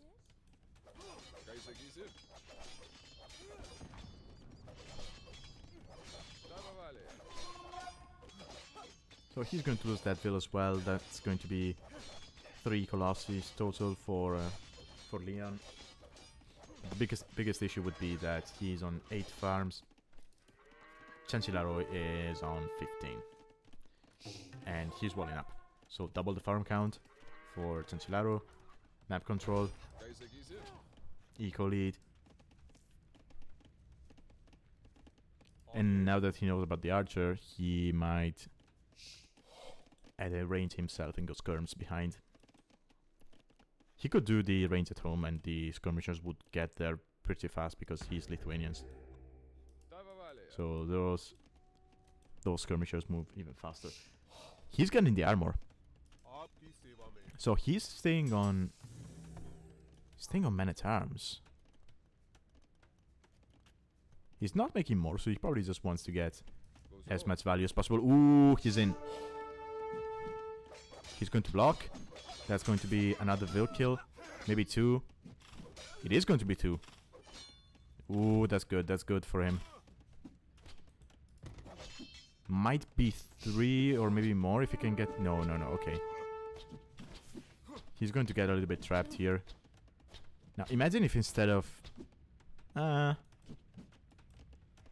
armor is still good.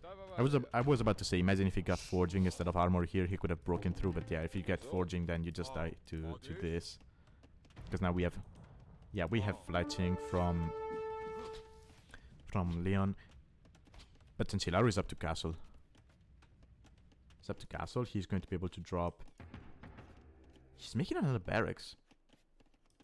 I don't like the position, make it here. Pathing is going to be weird for your units.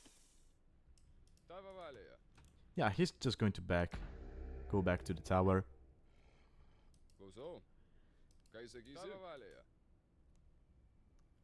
Could put your units into the tower to heal them up. You get to Castle Age, you drop a monastery, and you take it from there. Now, do we see herbal medicine from Chanchilaru? Or is that too much? Oh, he's not going into the tower. Okay, never mind. No herbal medicine. He's going to run into 3 walls, and a couple of men-at-arms here are pretty low HP. Huh?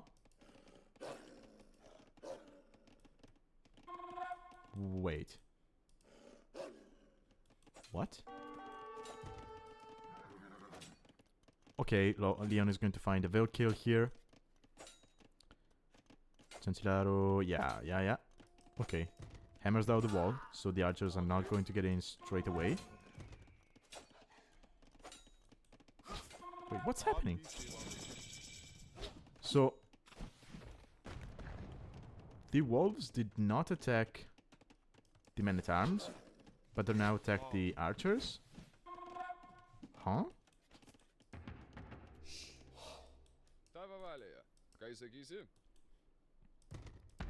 Ooh, and Chanchilaru is thinking, okay, we have palisades.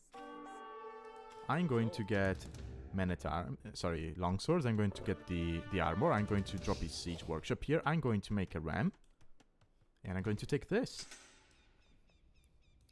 Now, Leon, he's not on stone, so he cannot try some kind of YOLO play here for a castle drop.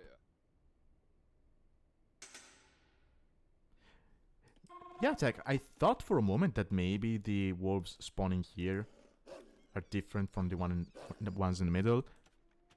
Because if I'm not mistaken, they're... I don't know if that's still the case, because they made some changes to wildlife. But there used to be wolves which would not attack you unless you attacked them. So I was thinking maybe the ones spawning away from the middle were those kind of wolves. But no, they're the same wolves, so I don't know what happened there.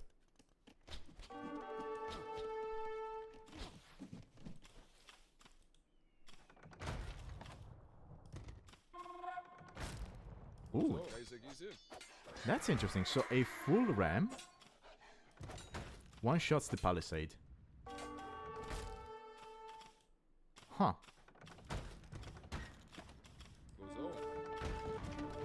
Oh no, because it was attacking from uphill. Yeah, okay. So it shoots 2 shots the palisades. Again, pathing being weird. Yeah, I think Chanchilaru got this. Yeah, he selected the tower, and yeah, there's no melee units here for Leon. And even if there were, it's 3 rams. There's a villager repairing. This is what the AI does. When they send rams forward, they always send a vill to repair them. But yeah, Chanchilaru takes the game.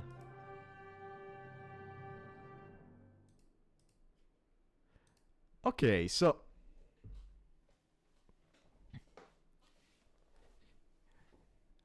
that was a good game from Chanchilaru. I think... not finding the boar delayed Leon too much. I think if he found that boar in Dark Age and he got it, it might have been a very different game. Also a little bit unfortunate that the gold was so forward that... maybe if he doesn't have golds this forward... let's say he's got... let's say the stone position and the gold position are swapped. Maybe in that case he goes for an archer opening. Maybe he wanted to go have scouts because of the awful position of the golds. I don't know.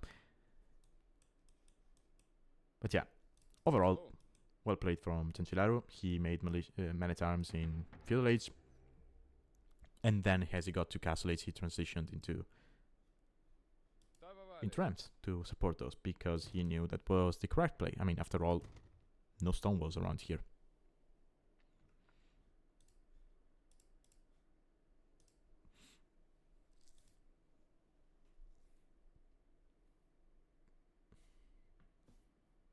I mean, eco-wise, Leon was not that far behind, considering how much he was idled in Feudal Age due to the man-at-arms.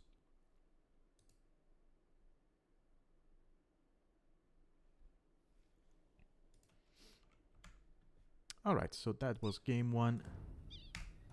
Let's load up game 2.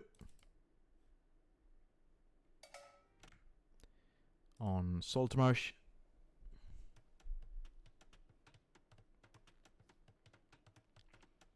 And it's going to be Portuguese from Chanchilaru and Hans from Lamarcus. Alright.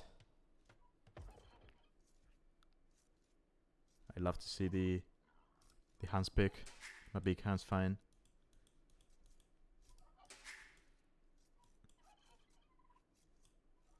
Ooh. The gold spawning has not been nice to Leon in these 2 games. I mean, game 1, they were awfully forward. Game 2, they're not really forward, but they're in the same area. So just imagine a tower here would deny basically everything.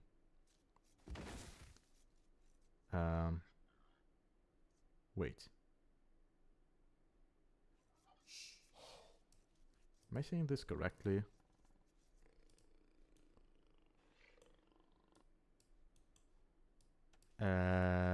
Yeah.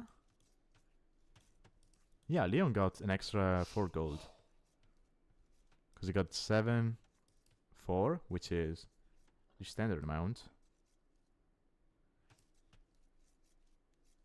Whereas Chanchilaru got 7, 4, and there's another 4 here for Leon. Oh, I guess. Huh.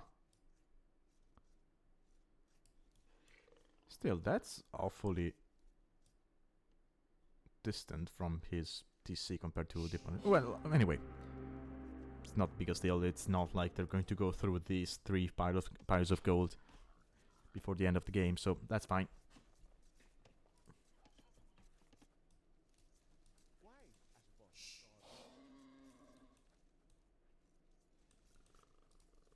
So force board coming in from Chanchilaru. Does he know about that one? He does.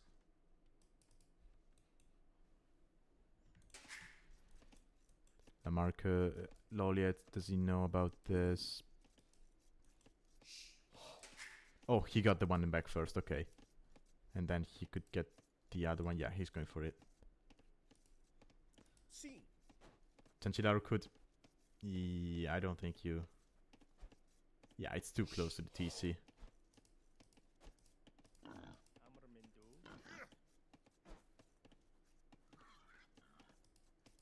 Probably he was waiting for the board to go down 25 HP before exploding it, but yeah. That could have been interesting.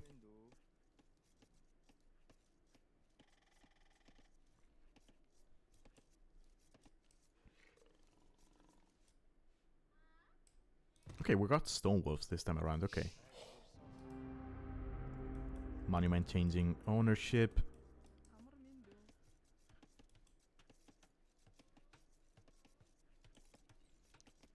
Two on wood going for the mill. Yeah, this is going to be scouts from Leon.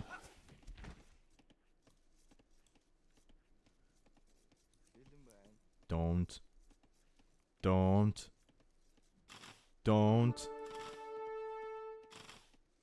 Oh. Okay.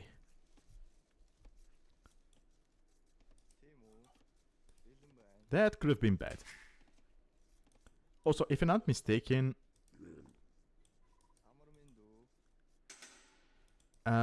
no, I'll shut up, just in case people have not seen that series.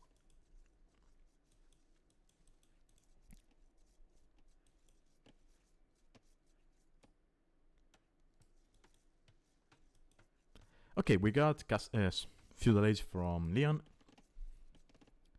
Sending more to wood now. Yeah, this is going to be scouts. 17 bills. I would argue you do not need this many on wood. Because you already have the barracks.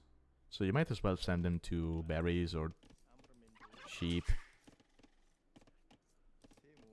Right? Yeah, send them into berries now.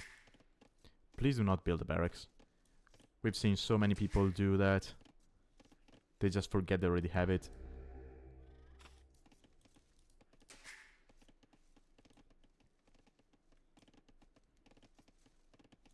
I guess you can just drop extra farms now that you get to Feudal Age. But the food eco is not going to be the greatest. He's got 2 vills queued. Got gold villagers from Chanchilaru. He's not making militia this time around, so this is going to be archers.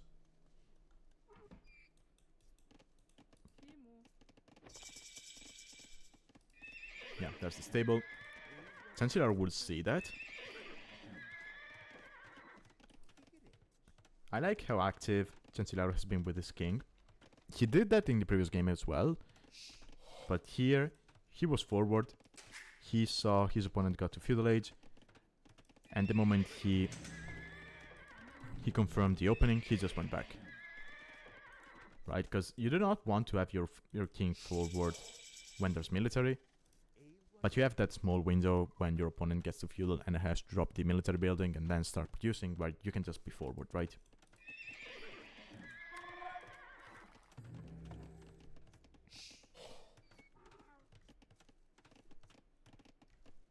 So, does Leon know? He doesn't know about the mining camp on the gold. So he's...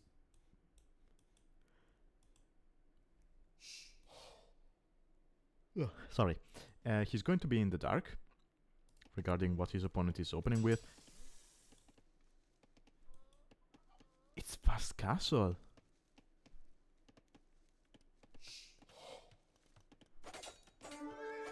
So is this going to be a castle drop on the tower, or is it going to be the orchestration from Chanchilaru?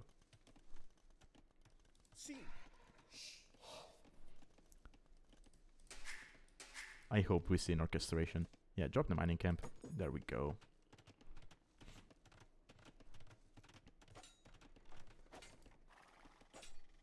Yeah, we got 2 spears. Oh yeah, actually the fact that Leon opened scouts is pretty good for Chanchilaru, because now a couple of spears will take care of the scouts. The archer numbers are going to be late. So I think if Chanchilaru sends the whole village to drop the castle, it's going to go up.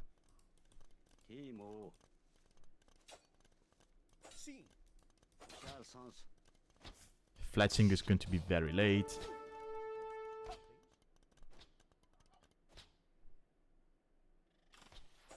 He's not going to have enough stone. But... Yeah, Lamarcus does not... Leon does not know about the villagers, does not know about the stone.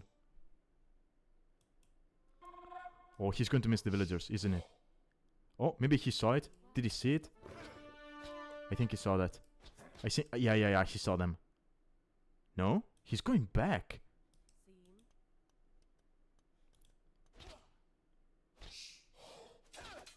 I think Chanchilaru could sell the wood and buy the remaining stone needed for the castle.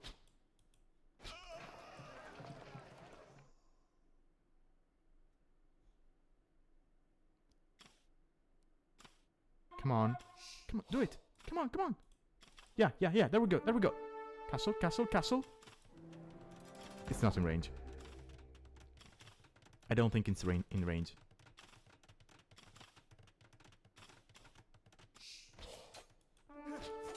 And that's going to be an issue, right? I mean, the castle goes up because the army is not over here. But it's not in range. Should go up.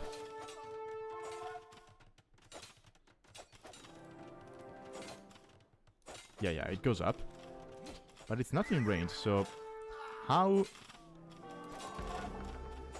do we get Flexion now? Right? I guess he's going to drop off the stone. Yeah, drop off the stone, abuse the market. Of course, Leon does not know about that. Does not know that Chanchilaru needs this stone to be able to afford fletching. Also, where are the villagers?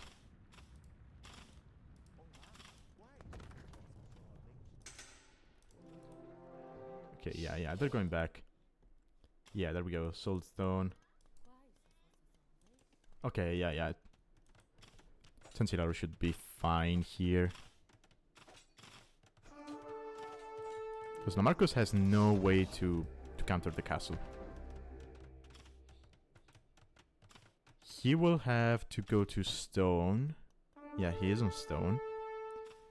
Fletching will be able to range the tower, but not villagers behind it repairing. Yeah. Look at that, Lamarcus is... Ooh, he was playing a dangerous game there, because he was... I think he was selecting the palisades one by one. Luckily, he stopped at that.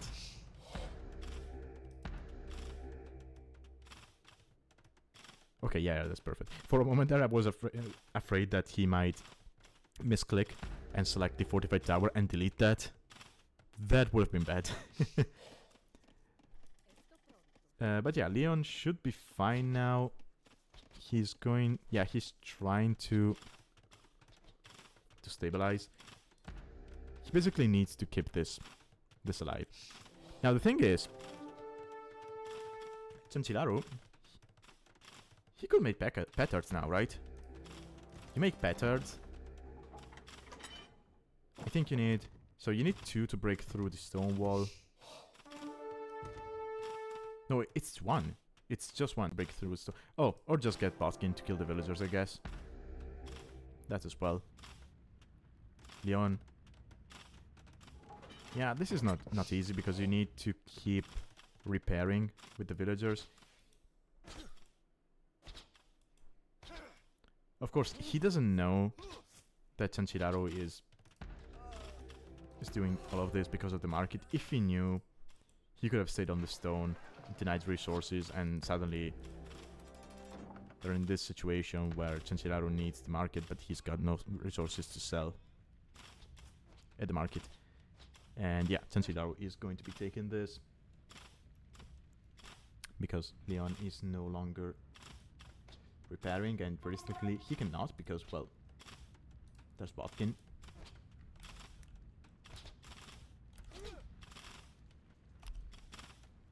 Oh, he's even sending vills inside the castle to get more. Yeah.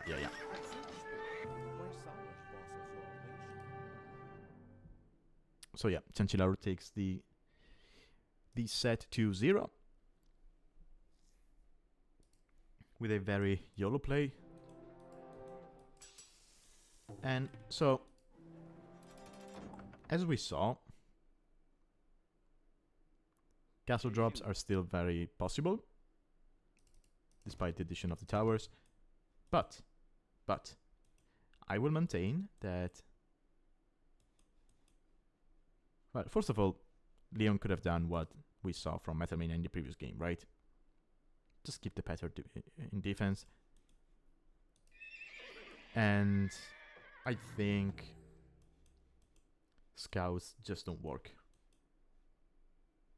I think you need to go archers. If he opened archers, then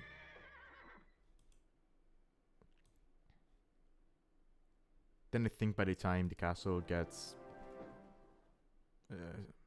by the time Chanchilaru starts building the castle, you got like 10 of them up here, and then you can deny the castle.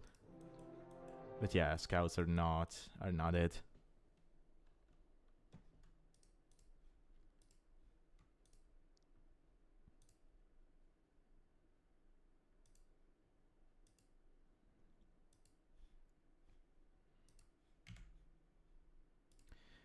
Alrighty, so that was the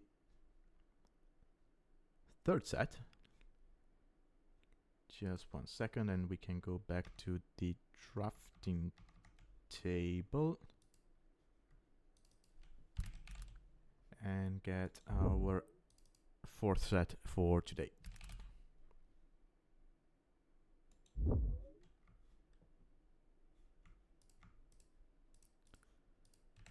Okay. Where is it? Over here. Okay, so for our fourth set for today, which is, by the way, going to be the last one, we have ShiXo against RaiD. So, yeah, let's start with RaiD. So, RaiD, he is, as you can see, an Italian player. He is around 2k1 at the moment. His highest was almost 2k2. He is new to the league. Now, it doesn't show here. I think it's just, yeah, it's just AOE2.gg, which doesn't show it. But yeah, RaiD, he is the head of the OS clan. Actually, I think he founded the clan. So OS used to be an Italian clan, but I think about a year ago they opened to international players, and they've been gathering very good players from pretty much from a lot of countries, mostly European, if I'm not mistaken. So, for example, Neos is part of the clan. ShiXo, who we're going to be talking about in a bit, is part of the clan. So yeah, RaiD, he is kind of forming his own high-level clan, if you will, which is good. I mean, it's always nice to see. It's nice to see clans who can be competitive when it comes to team games. I personally think we do not put enough. We do not give enough attention to team games in the community. But yeah, I'm biased because I like team games, so there's that. Now, his opponent is going to be, as we mentioned, ShiXo, who is an OS player himself. Actually, OS Plus, because if I'm not mistaken, the high... So, if I'm not mistaken, in OS, you have OS and OS Plus. OS Plus is for the players who are higher elo. OS is kind of for the people who are in training. I don't know. I'm sorry, I do not have that much information about the clan itself. But anyway, so ShiXo, he is a player from Germany. As you can see, he is slightly higher than RaiD. Currently sitting at 2k2 with a highest of 2k3. Yeah, he is a powerful man. Actually, I think there are some people in the Italian community who call RaiD king, so yeah, there's that. But yeah, ShiXo, as I said, German player, slightly higher elo than RaiD, and we actually saw these two players play each other in Sprint 1, and that was a banger of a set. So I'm curious to see what they have in store for us today. So, map-wise, we have Archipelago as our map for game 1. So this was played in round 5. And as for our second map, we're going to have Gold Rush, which we actually just saw. Actually, we already saw these two maps today, but that's okay. Now, Civ-wise, we got the usual 5 bans. We got Saracens, Incas, Huns, Sicilians, and Armenians. ShiXo, he banned Burgundians and Bengalis, whereas RaiD banned Malians and Koreans. After getting the Dravidian sniped, ShiXo was left with Spanish, Mongols, and Japanese, whereas RaiD, after getting the Hindustani sniped, he was left with Gujaras, Khmer, and Georgians. Pretty strong draft overall. I do not see a water civ from RaiD, so I'm not sure what he's going to be playing on Archipelago. I mean, technically, well, I don't think it's going to be Gurjaras because, well, you do not want to play Gurjaras on water maps. But, I mean, I guess you could make Khmer and Georgians work. The Georgian start is actually quite nice. It's great for hybrid maps. And as I mentioned in the first set, I don't think Archipelago is going to go to Imperial. Of course, I said that, and in the first set of today, the game went to Imperial. But anyway, yeah, I think Georgians can have a very good start on water, and the lack of Navy bonuses doesn't really come into play on these settings. Okay, so let's load up game 1 and see how they played it. Let's go to TheNagraj. It is Georgians indeed, okay. So it's going to be Georgians and Japanese.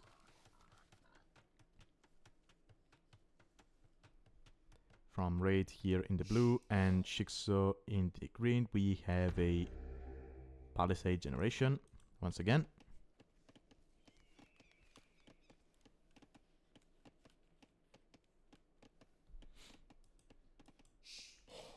So Japanese makes sense to me. As I mentioned, very good eco for water. Georgians, yeah, I mean, good start, I guess. I mean, yeah, I was thinking back at his draft. He still has Gurjaras and Khmer, which can be very good on Gold Rush, so yeah, why not? He could probably go to... Yeah, he could go and dock now. Okay, he's going for the boar instead.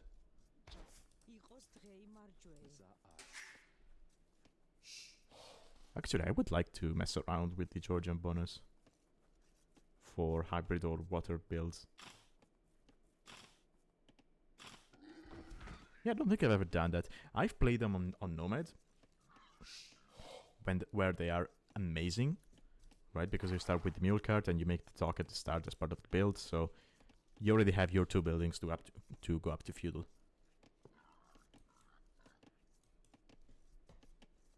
But yeah, I've never played them on hybrid or water maps, so I wouldn't know about the proper build with them. Is RaiD going for this dock? No, that's sad. I mean, even if you haven't played the map before, you see a land, usually land here, and you see land here. You cannot expect there to be that much deep fish over here.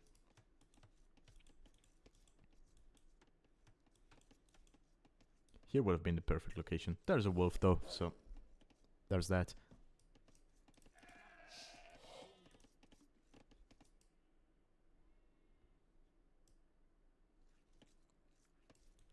So ShiXo, I mean, his dock, I mean, compared to RaiD's, it's not that much better. I guess he's got double the deep fish, but then RaiD got 1 shorefish over there, so yeah. Set docks from both players. Yeah, the sides are where you should be docking on this map, because that's where there's fish. Because unfortunately, having these 2 islands with the towers takes away, and the middle one with the monument takes away so much water mass.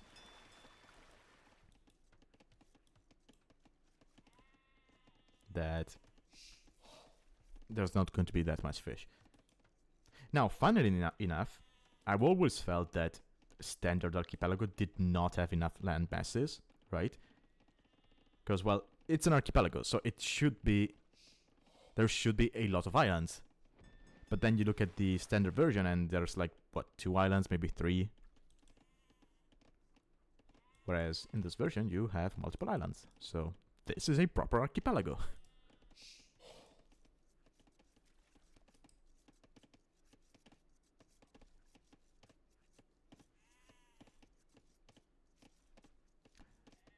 Okay, so RaiD is going up to 21 vills.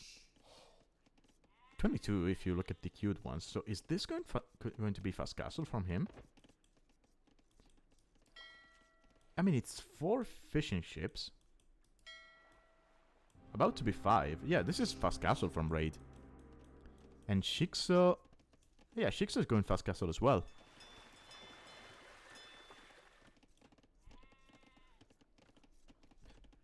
Okay. So neither player is going to be contesting water in Feudal Age. Are they both going to go for a YOLO castle drop?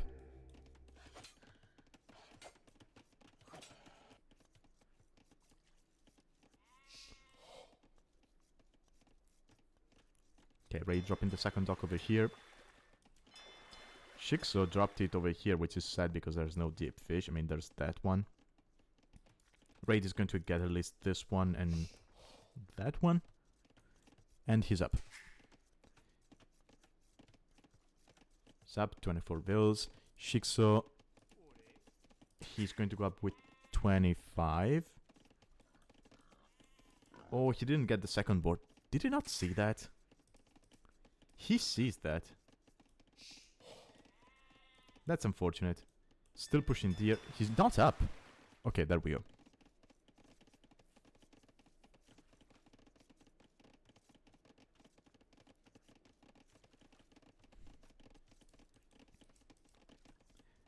I mean, Tech, I still think that Galleys is the better opening here.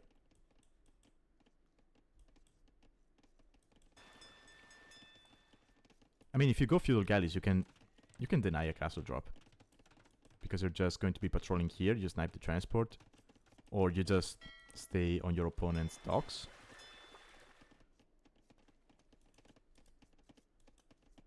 And ShiXo going for gold. RaiD is on stone.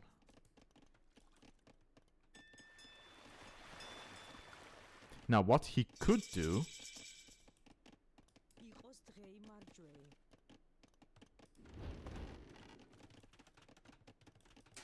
Oh. Yeah, he made a mill. He's going to make a mill because he forgot. He needed it. He needs it for the market. Yeah, we're going to be blacksmith. Yeah. ShiXo. Oh yeah, we're going to see a panic mill from ShiXo as well. Oh, no. He's going galleys. It's not fast castle, it's just slow feudal, I guess. I mean, it would make sense because he didn't get the boar. His fish was not as efficient as he might have liked.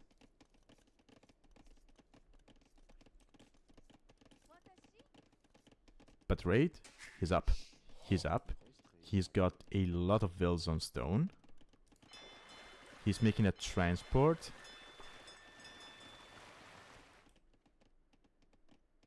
Wait, is he going to transport his king?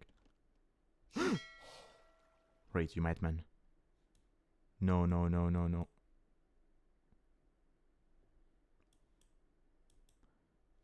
I mean, this is dangerous because the king might get killed by the galleys. But this also tells ShiXo that, oh, my opponent has a transport ship. Right? I mean,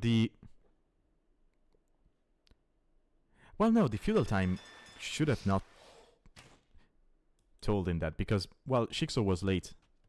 Was actually later than RaiD. So he might be thinking, okay, no, he is the one going for galleys. Oh.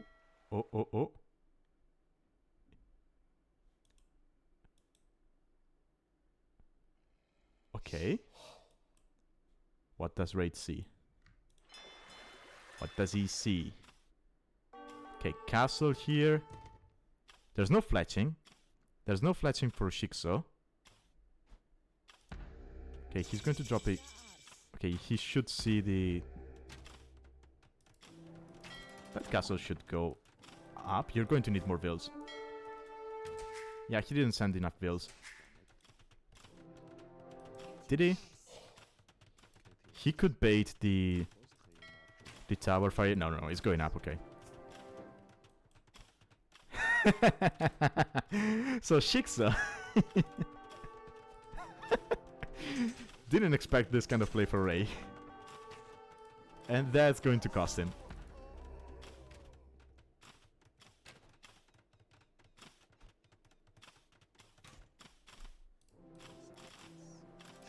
So yeah, RaiD is going to, well, first take down the palisade.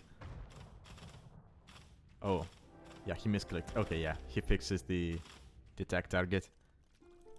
And yeah, ShiXo calls the GG because he knows he cannot stop this from going down.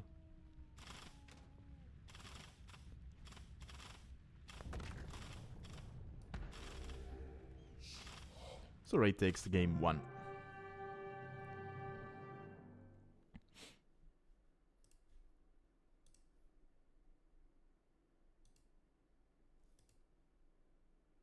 Yeah, that was a very late feudal time from ShiXo if you want to play galleys.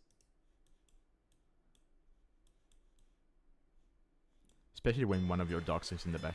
I mean, if you screw up your build and you go up that late, then I think you should have at least 4 dogs by the time you get to feudal to make up for that lack of production. Or rather, to make up for the fact that your production was pretty late. I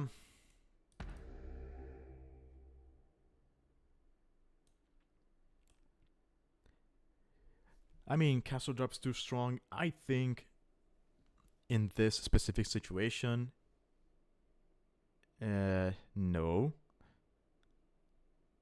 Because it was more about ShiXo messing up his build and his strategy rather than this castle being too strong. Because, for example, let's say he had more galleys because he went for the proper time. Either the transport doesn't get here, Or if it does, then you got enough galleys to deny the castle. So no, I don't think castle drop is too strong in this situation. Now, it's still doable. It's still very much doable. I mean, we saw that today. I did it myself. So these towers do not make it impossible, but they make it strong. But they make it more, you know, more risky to do. I think what these towers do actually is not.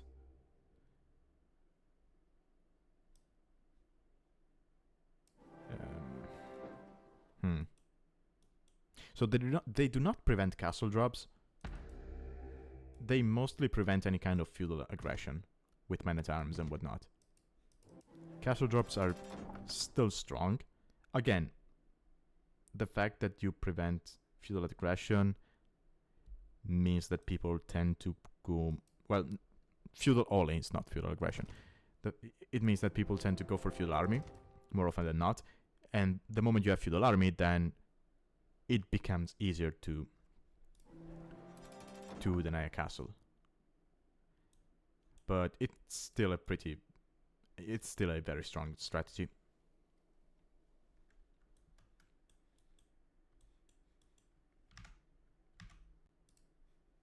But again, there are ways to prevent it, as we've seen. So on one hand, yes, it's a little strong. On the other hand, it's like, yeah, but if you correctly play into it, it's not the biggest issue.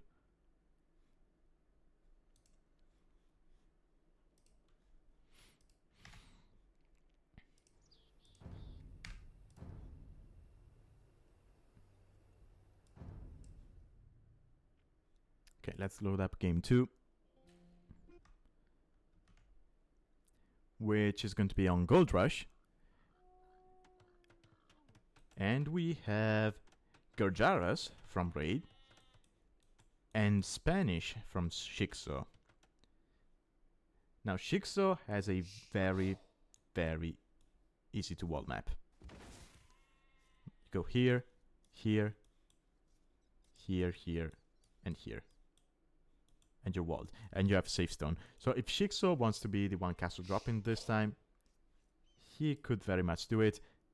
He's also Spanish, so if he gets here with villagers, the castle is going to be up faster than with any other civ. But then again, Spanish could be a mind game pick. So let's say you pick Spanish because then your opponent is going to be expecting a castle drop because, well, it's Spanish. What else are they going to do?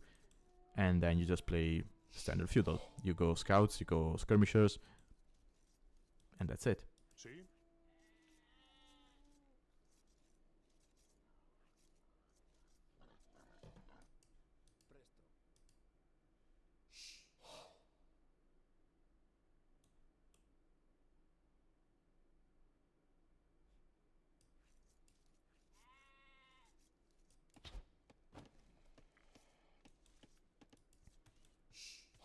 So Gerjaras, yeah, we already have the mill. Of course, he has to take stragglers because you built the mill at the start, so you will not have the wood for a lumber camp. Now, what's awkward about the Gerjara build is not as much the fact that you have to take the stragglers. It's more about the fact that you will have to build a house before building your lumber camp. But oh, that's a bad tier door. But because you start with a house, you don't really have to build that one, so it's actually easier to play Gerjaras on these settings.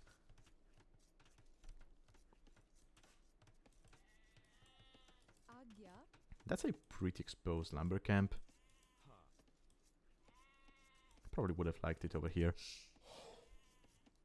Does he know about that bullseye? Yeah, he does.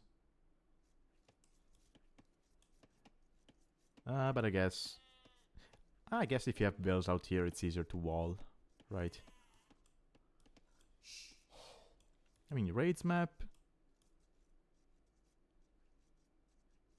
could be wallable as well. Like this. No. I mean, you could probably do it like this, right? Like this and like this. But then you have your gold as part of your wall. Either here or here. So you made this... You would have to make this gold part of your walls. And this one, it's either part of your walls or it's on the outside. You would have safe stone, but yeah, it's not. I prefer ShiXo's map.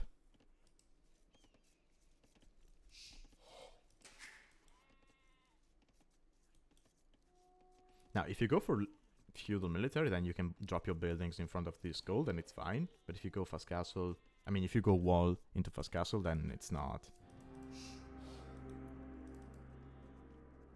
It's not the best because this gold is going to be exposed. And I still think that going fast castle, wall into fast castle on this map is doable. Not just for a castle drop, but, you know, for castle play in general. So maybe you make the castle at home and go unique unit. Gold Rush has always had that kind of possibility because of the way the woodlands can spawn.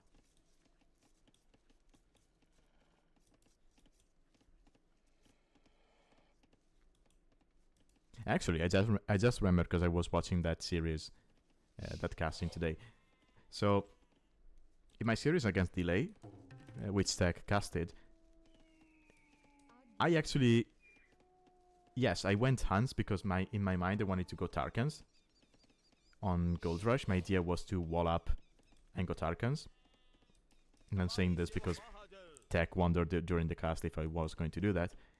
But then I had to go and play standard Arabia style because, well, I had my gold and my stone forward and my base was very open, so I could not wall up and go for Tarkans. But yeah, that was the idea. And I think it's doable. Now, is it safe? I don't know, because if you do that, of course you open yourself up to aggression on your tower. Ooh. That's... Damn, that's cheeky. That's a cheeky mining camp from ShiXo.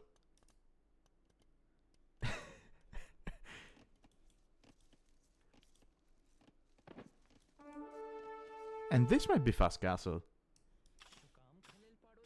It is not going to be easy, but...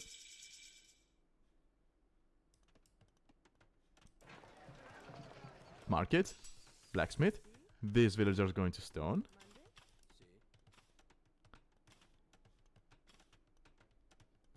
He's going to sell the stone. And use the gold to go up to castle.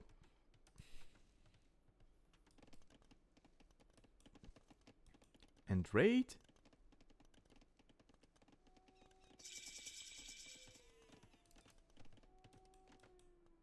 So RaiD is going to try for... Yeah, he's going to try to go to castle himself. But he was up 3 villagers later than his opponent. And he has no idea what his opponent is doing. Also, the upline for ShiXo could very well be archers. Archer play.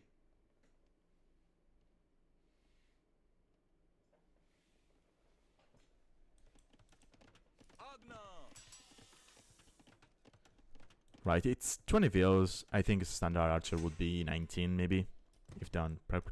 Ooh, look at this. Look at this. Yeah, RaiD went for the best upgrade in the whole game, which is Town Watch, and he's going to know about this. So he's got 2 minutes to deny that. He needs to realize that he's going to be able to see the red in the minimap. Please, RaiD. Please realize that. I mean, if he sends... He could make militia on the way up. He could send villagers. Oh, RaiD... Oh, he didn't notice.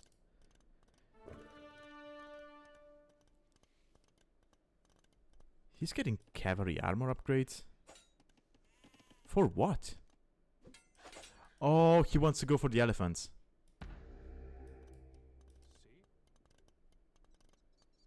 No, no, no, no, it's not going to work. This is going to be a fast one.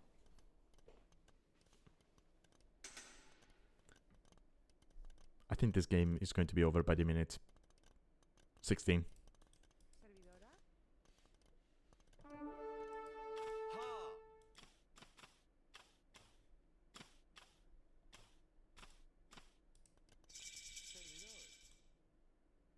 Yeah, these are Spanish villagers.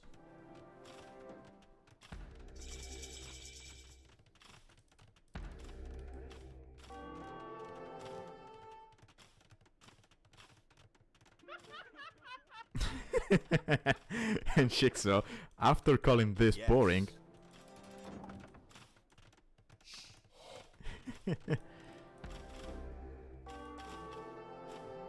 Come on, end it before 16. Come on, I want to be right. Come on, ShiXo. Oh, click the tower.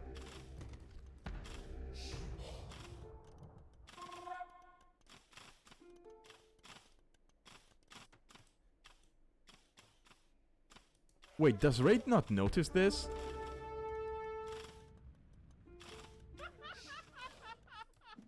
Oh, who's fast? Yeah. Yeah, ShiXo is faster.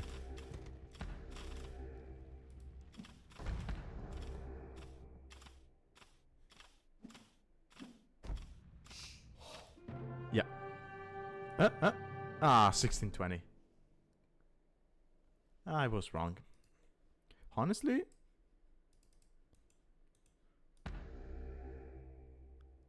Huh. Yeah, RaiD. No, I was thinking maybe if RaiD is like 2 vills faster to castle age, this works, but no. Because these elephants, they take down buildings quite fast. They have 120 attack against buildings. If I'm not mistaken, capture rate already takes into consideration the Gojira bonus, which would be 30%. Does it? Maybe not. So I know it does for the camels. I don't know if it does for the elephants as well. But yeah, 120. So it's what? 14 hits to take down the tower. Less if the Gojira bonus is not calculated in this one. But yeah. Yeah, it's a shame. I mean, maybe RaiD felt like there were too many vills here and he didn't have the eco to deny that. But honestly, why not send like 3 vills here to repair as you do the elephant thing?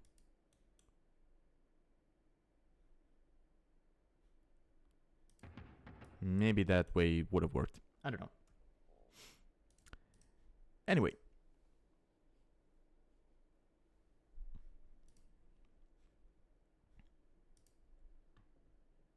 Yeah, RaiD was way ahead in resources collected, but ShiXo's build was just faster. I mean, he went for the standard Phosphoro build, I guess.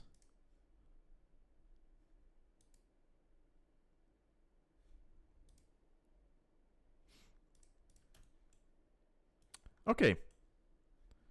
So that was the last set for today. So I'm going to end the stream here. Let's see who we can raid. Oh, Otter is streaming, so we can raid him.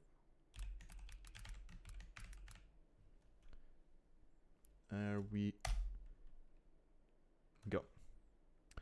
Okay. So again, thank you for watching. I'll be seeing you next time. Have a good one. Bye bye.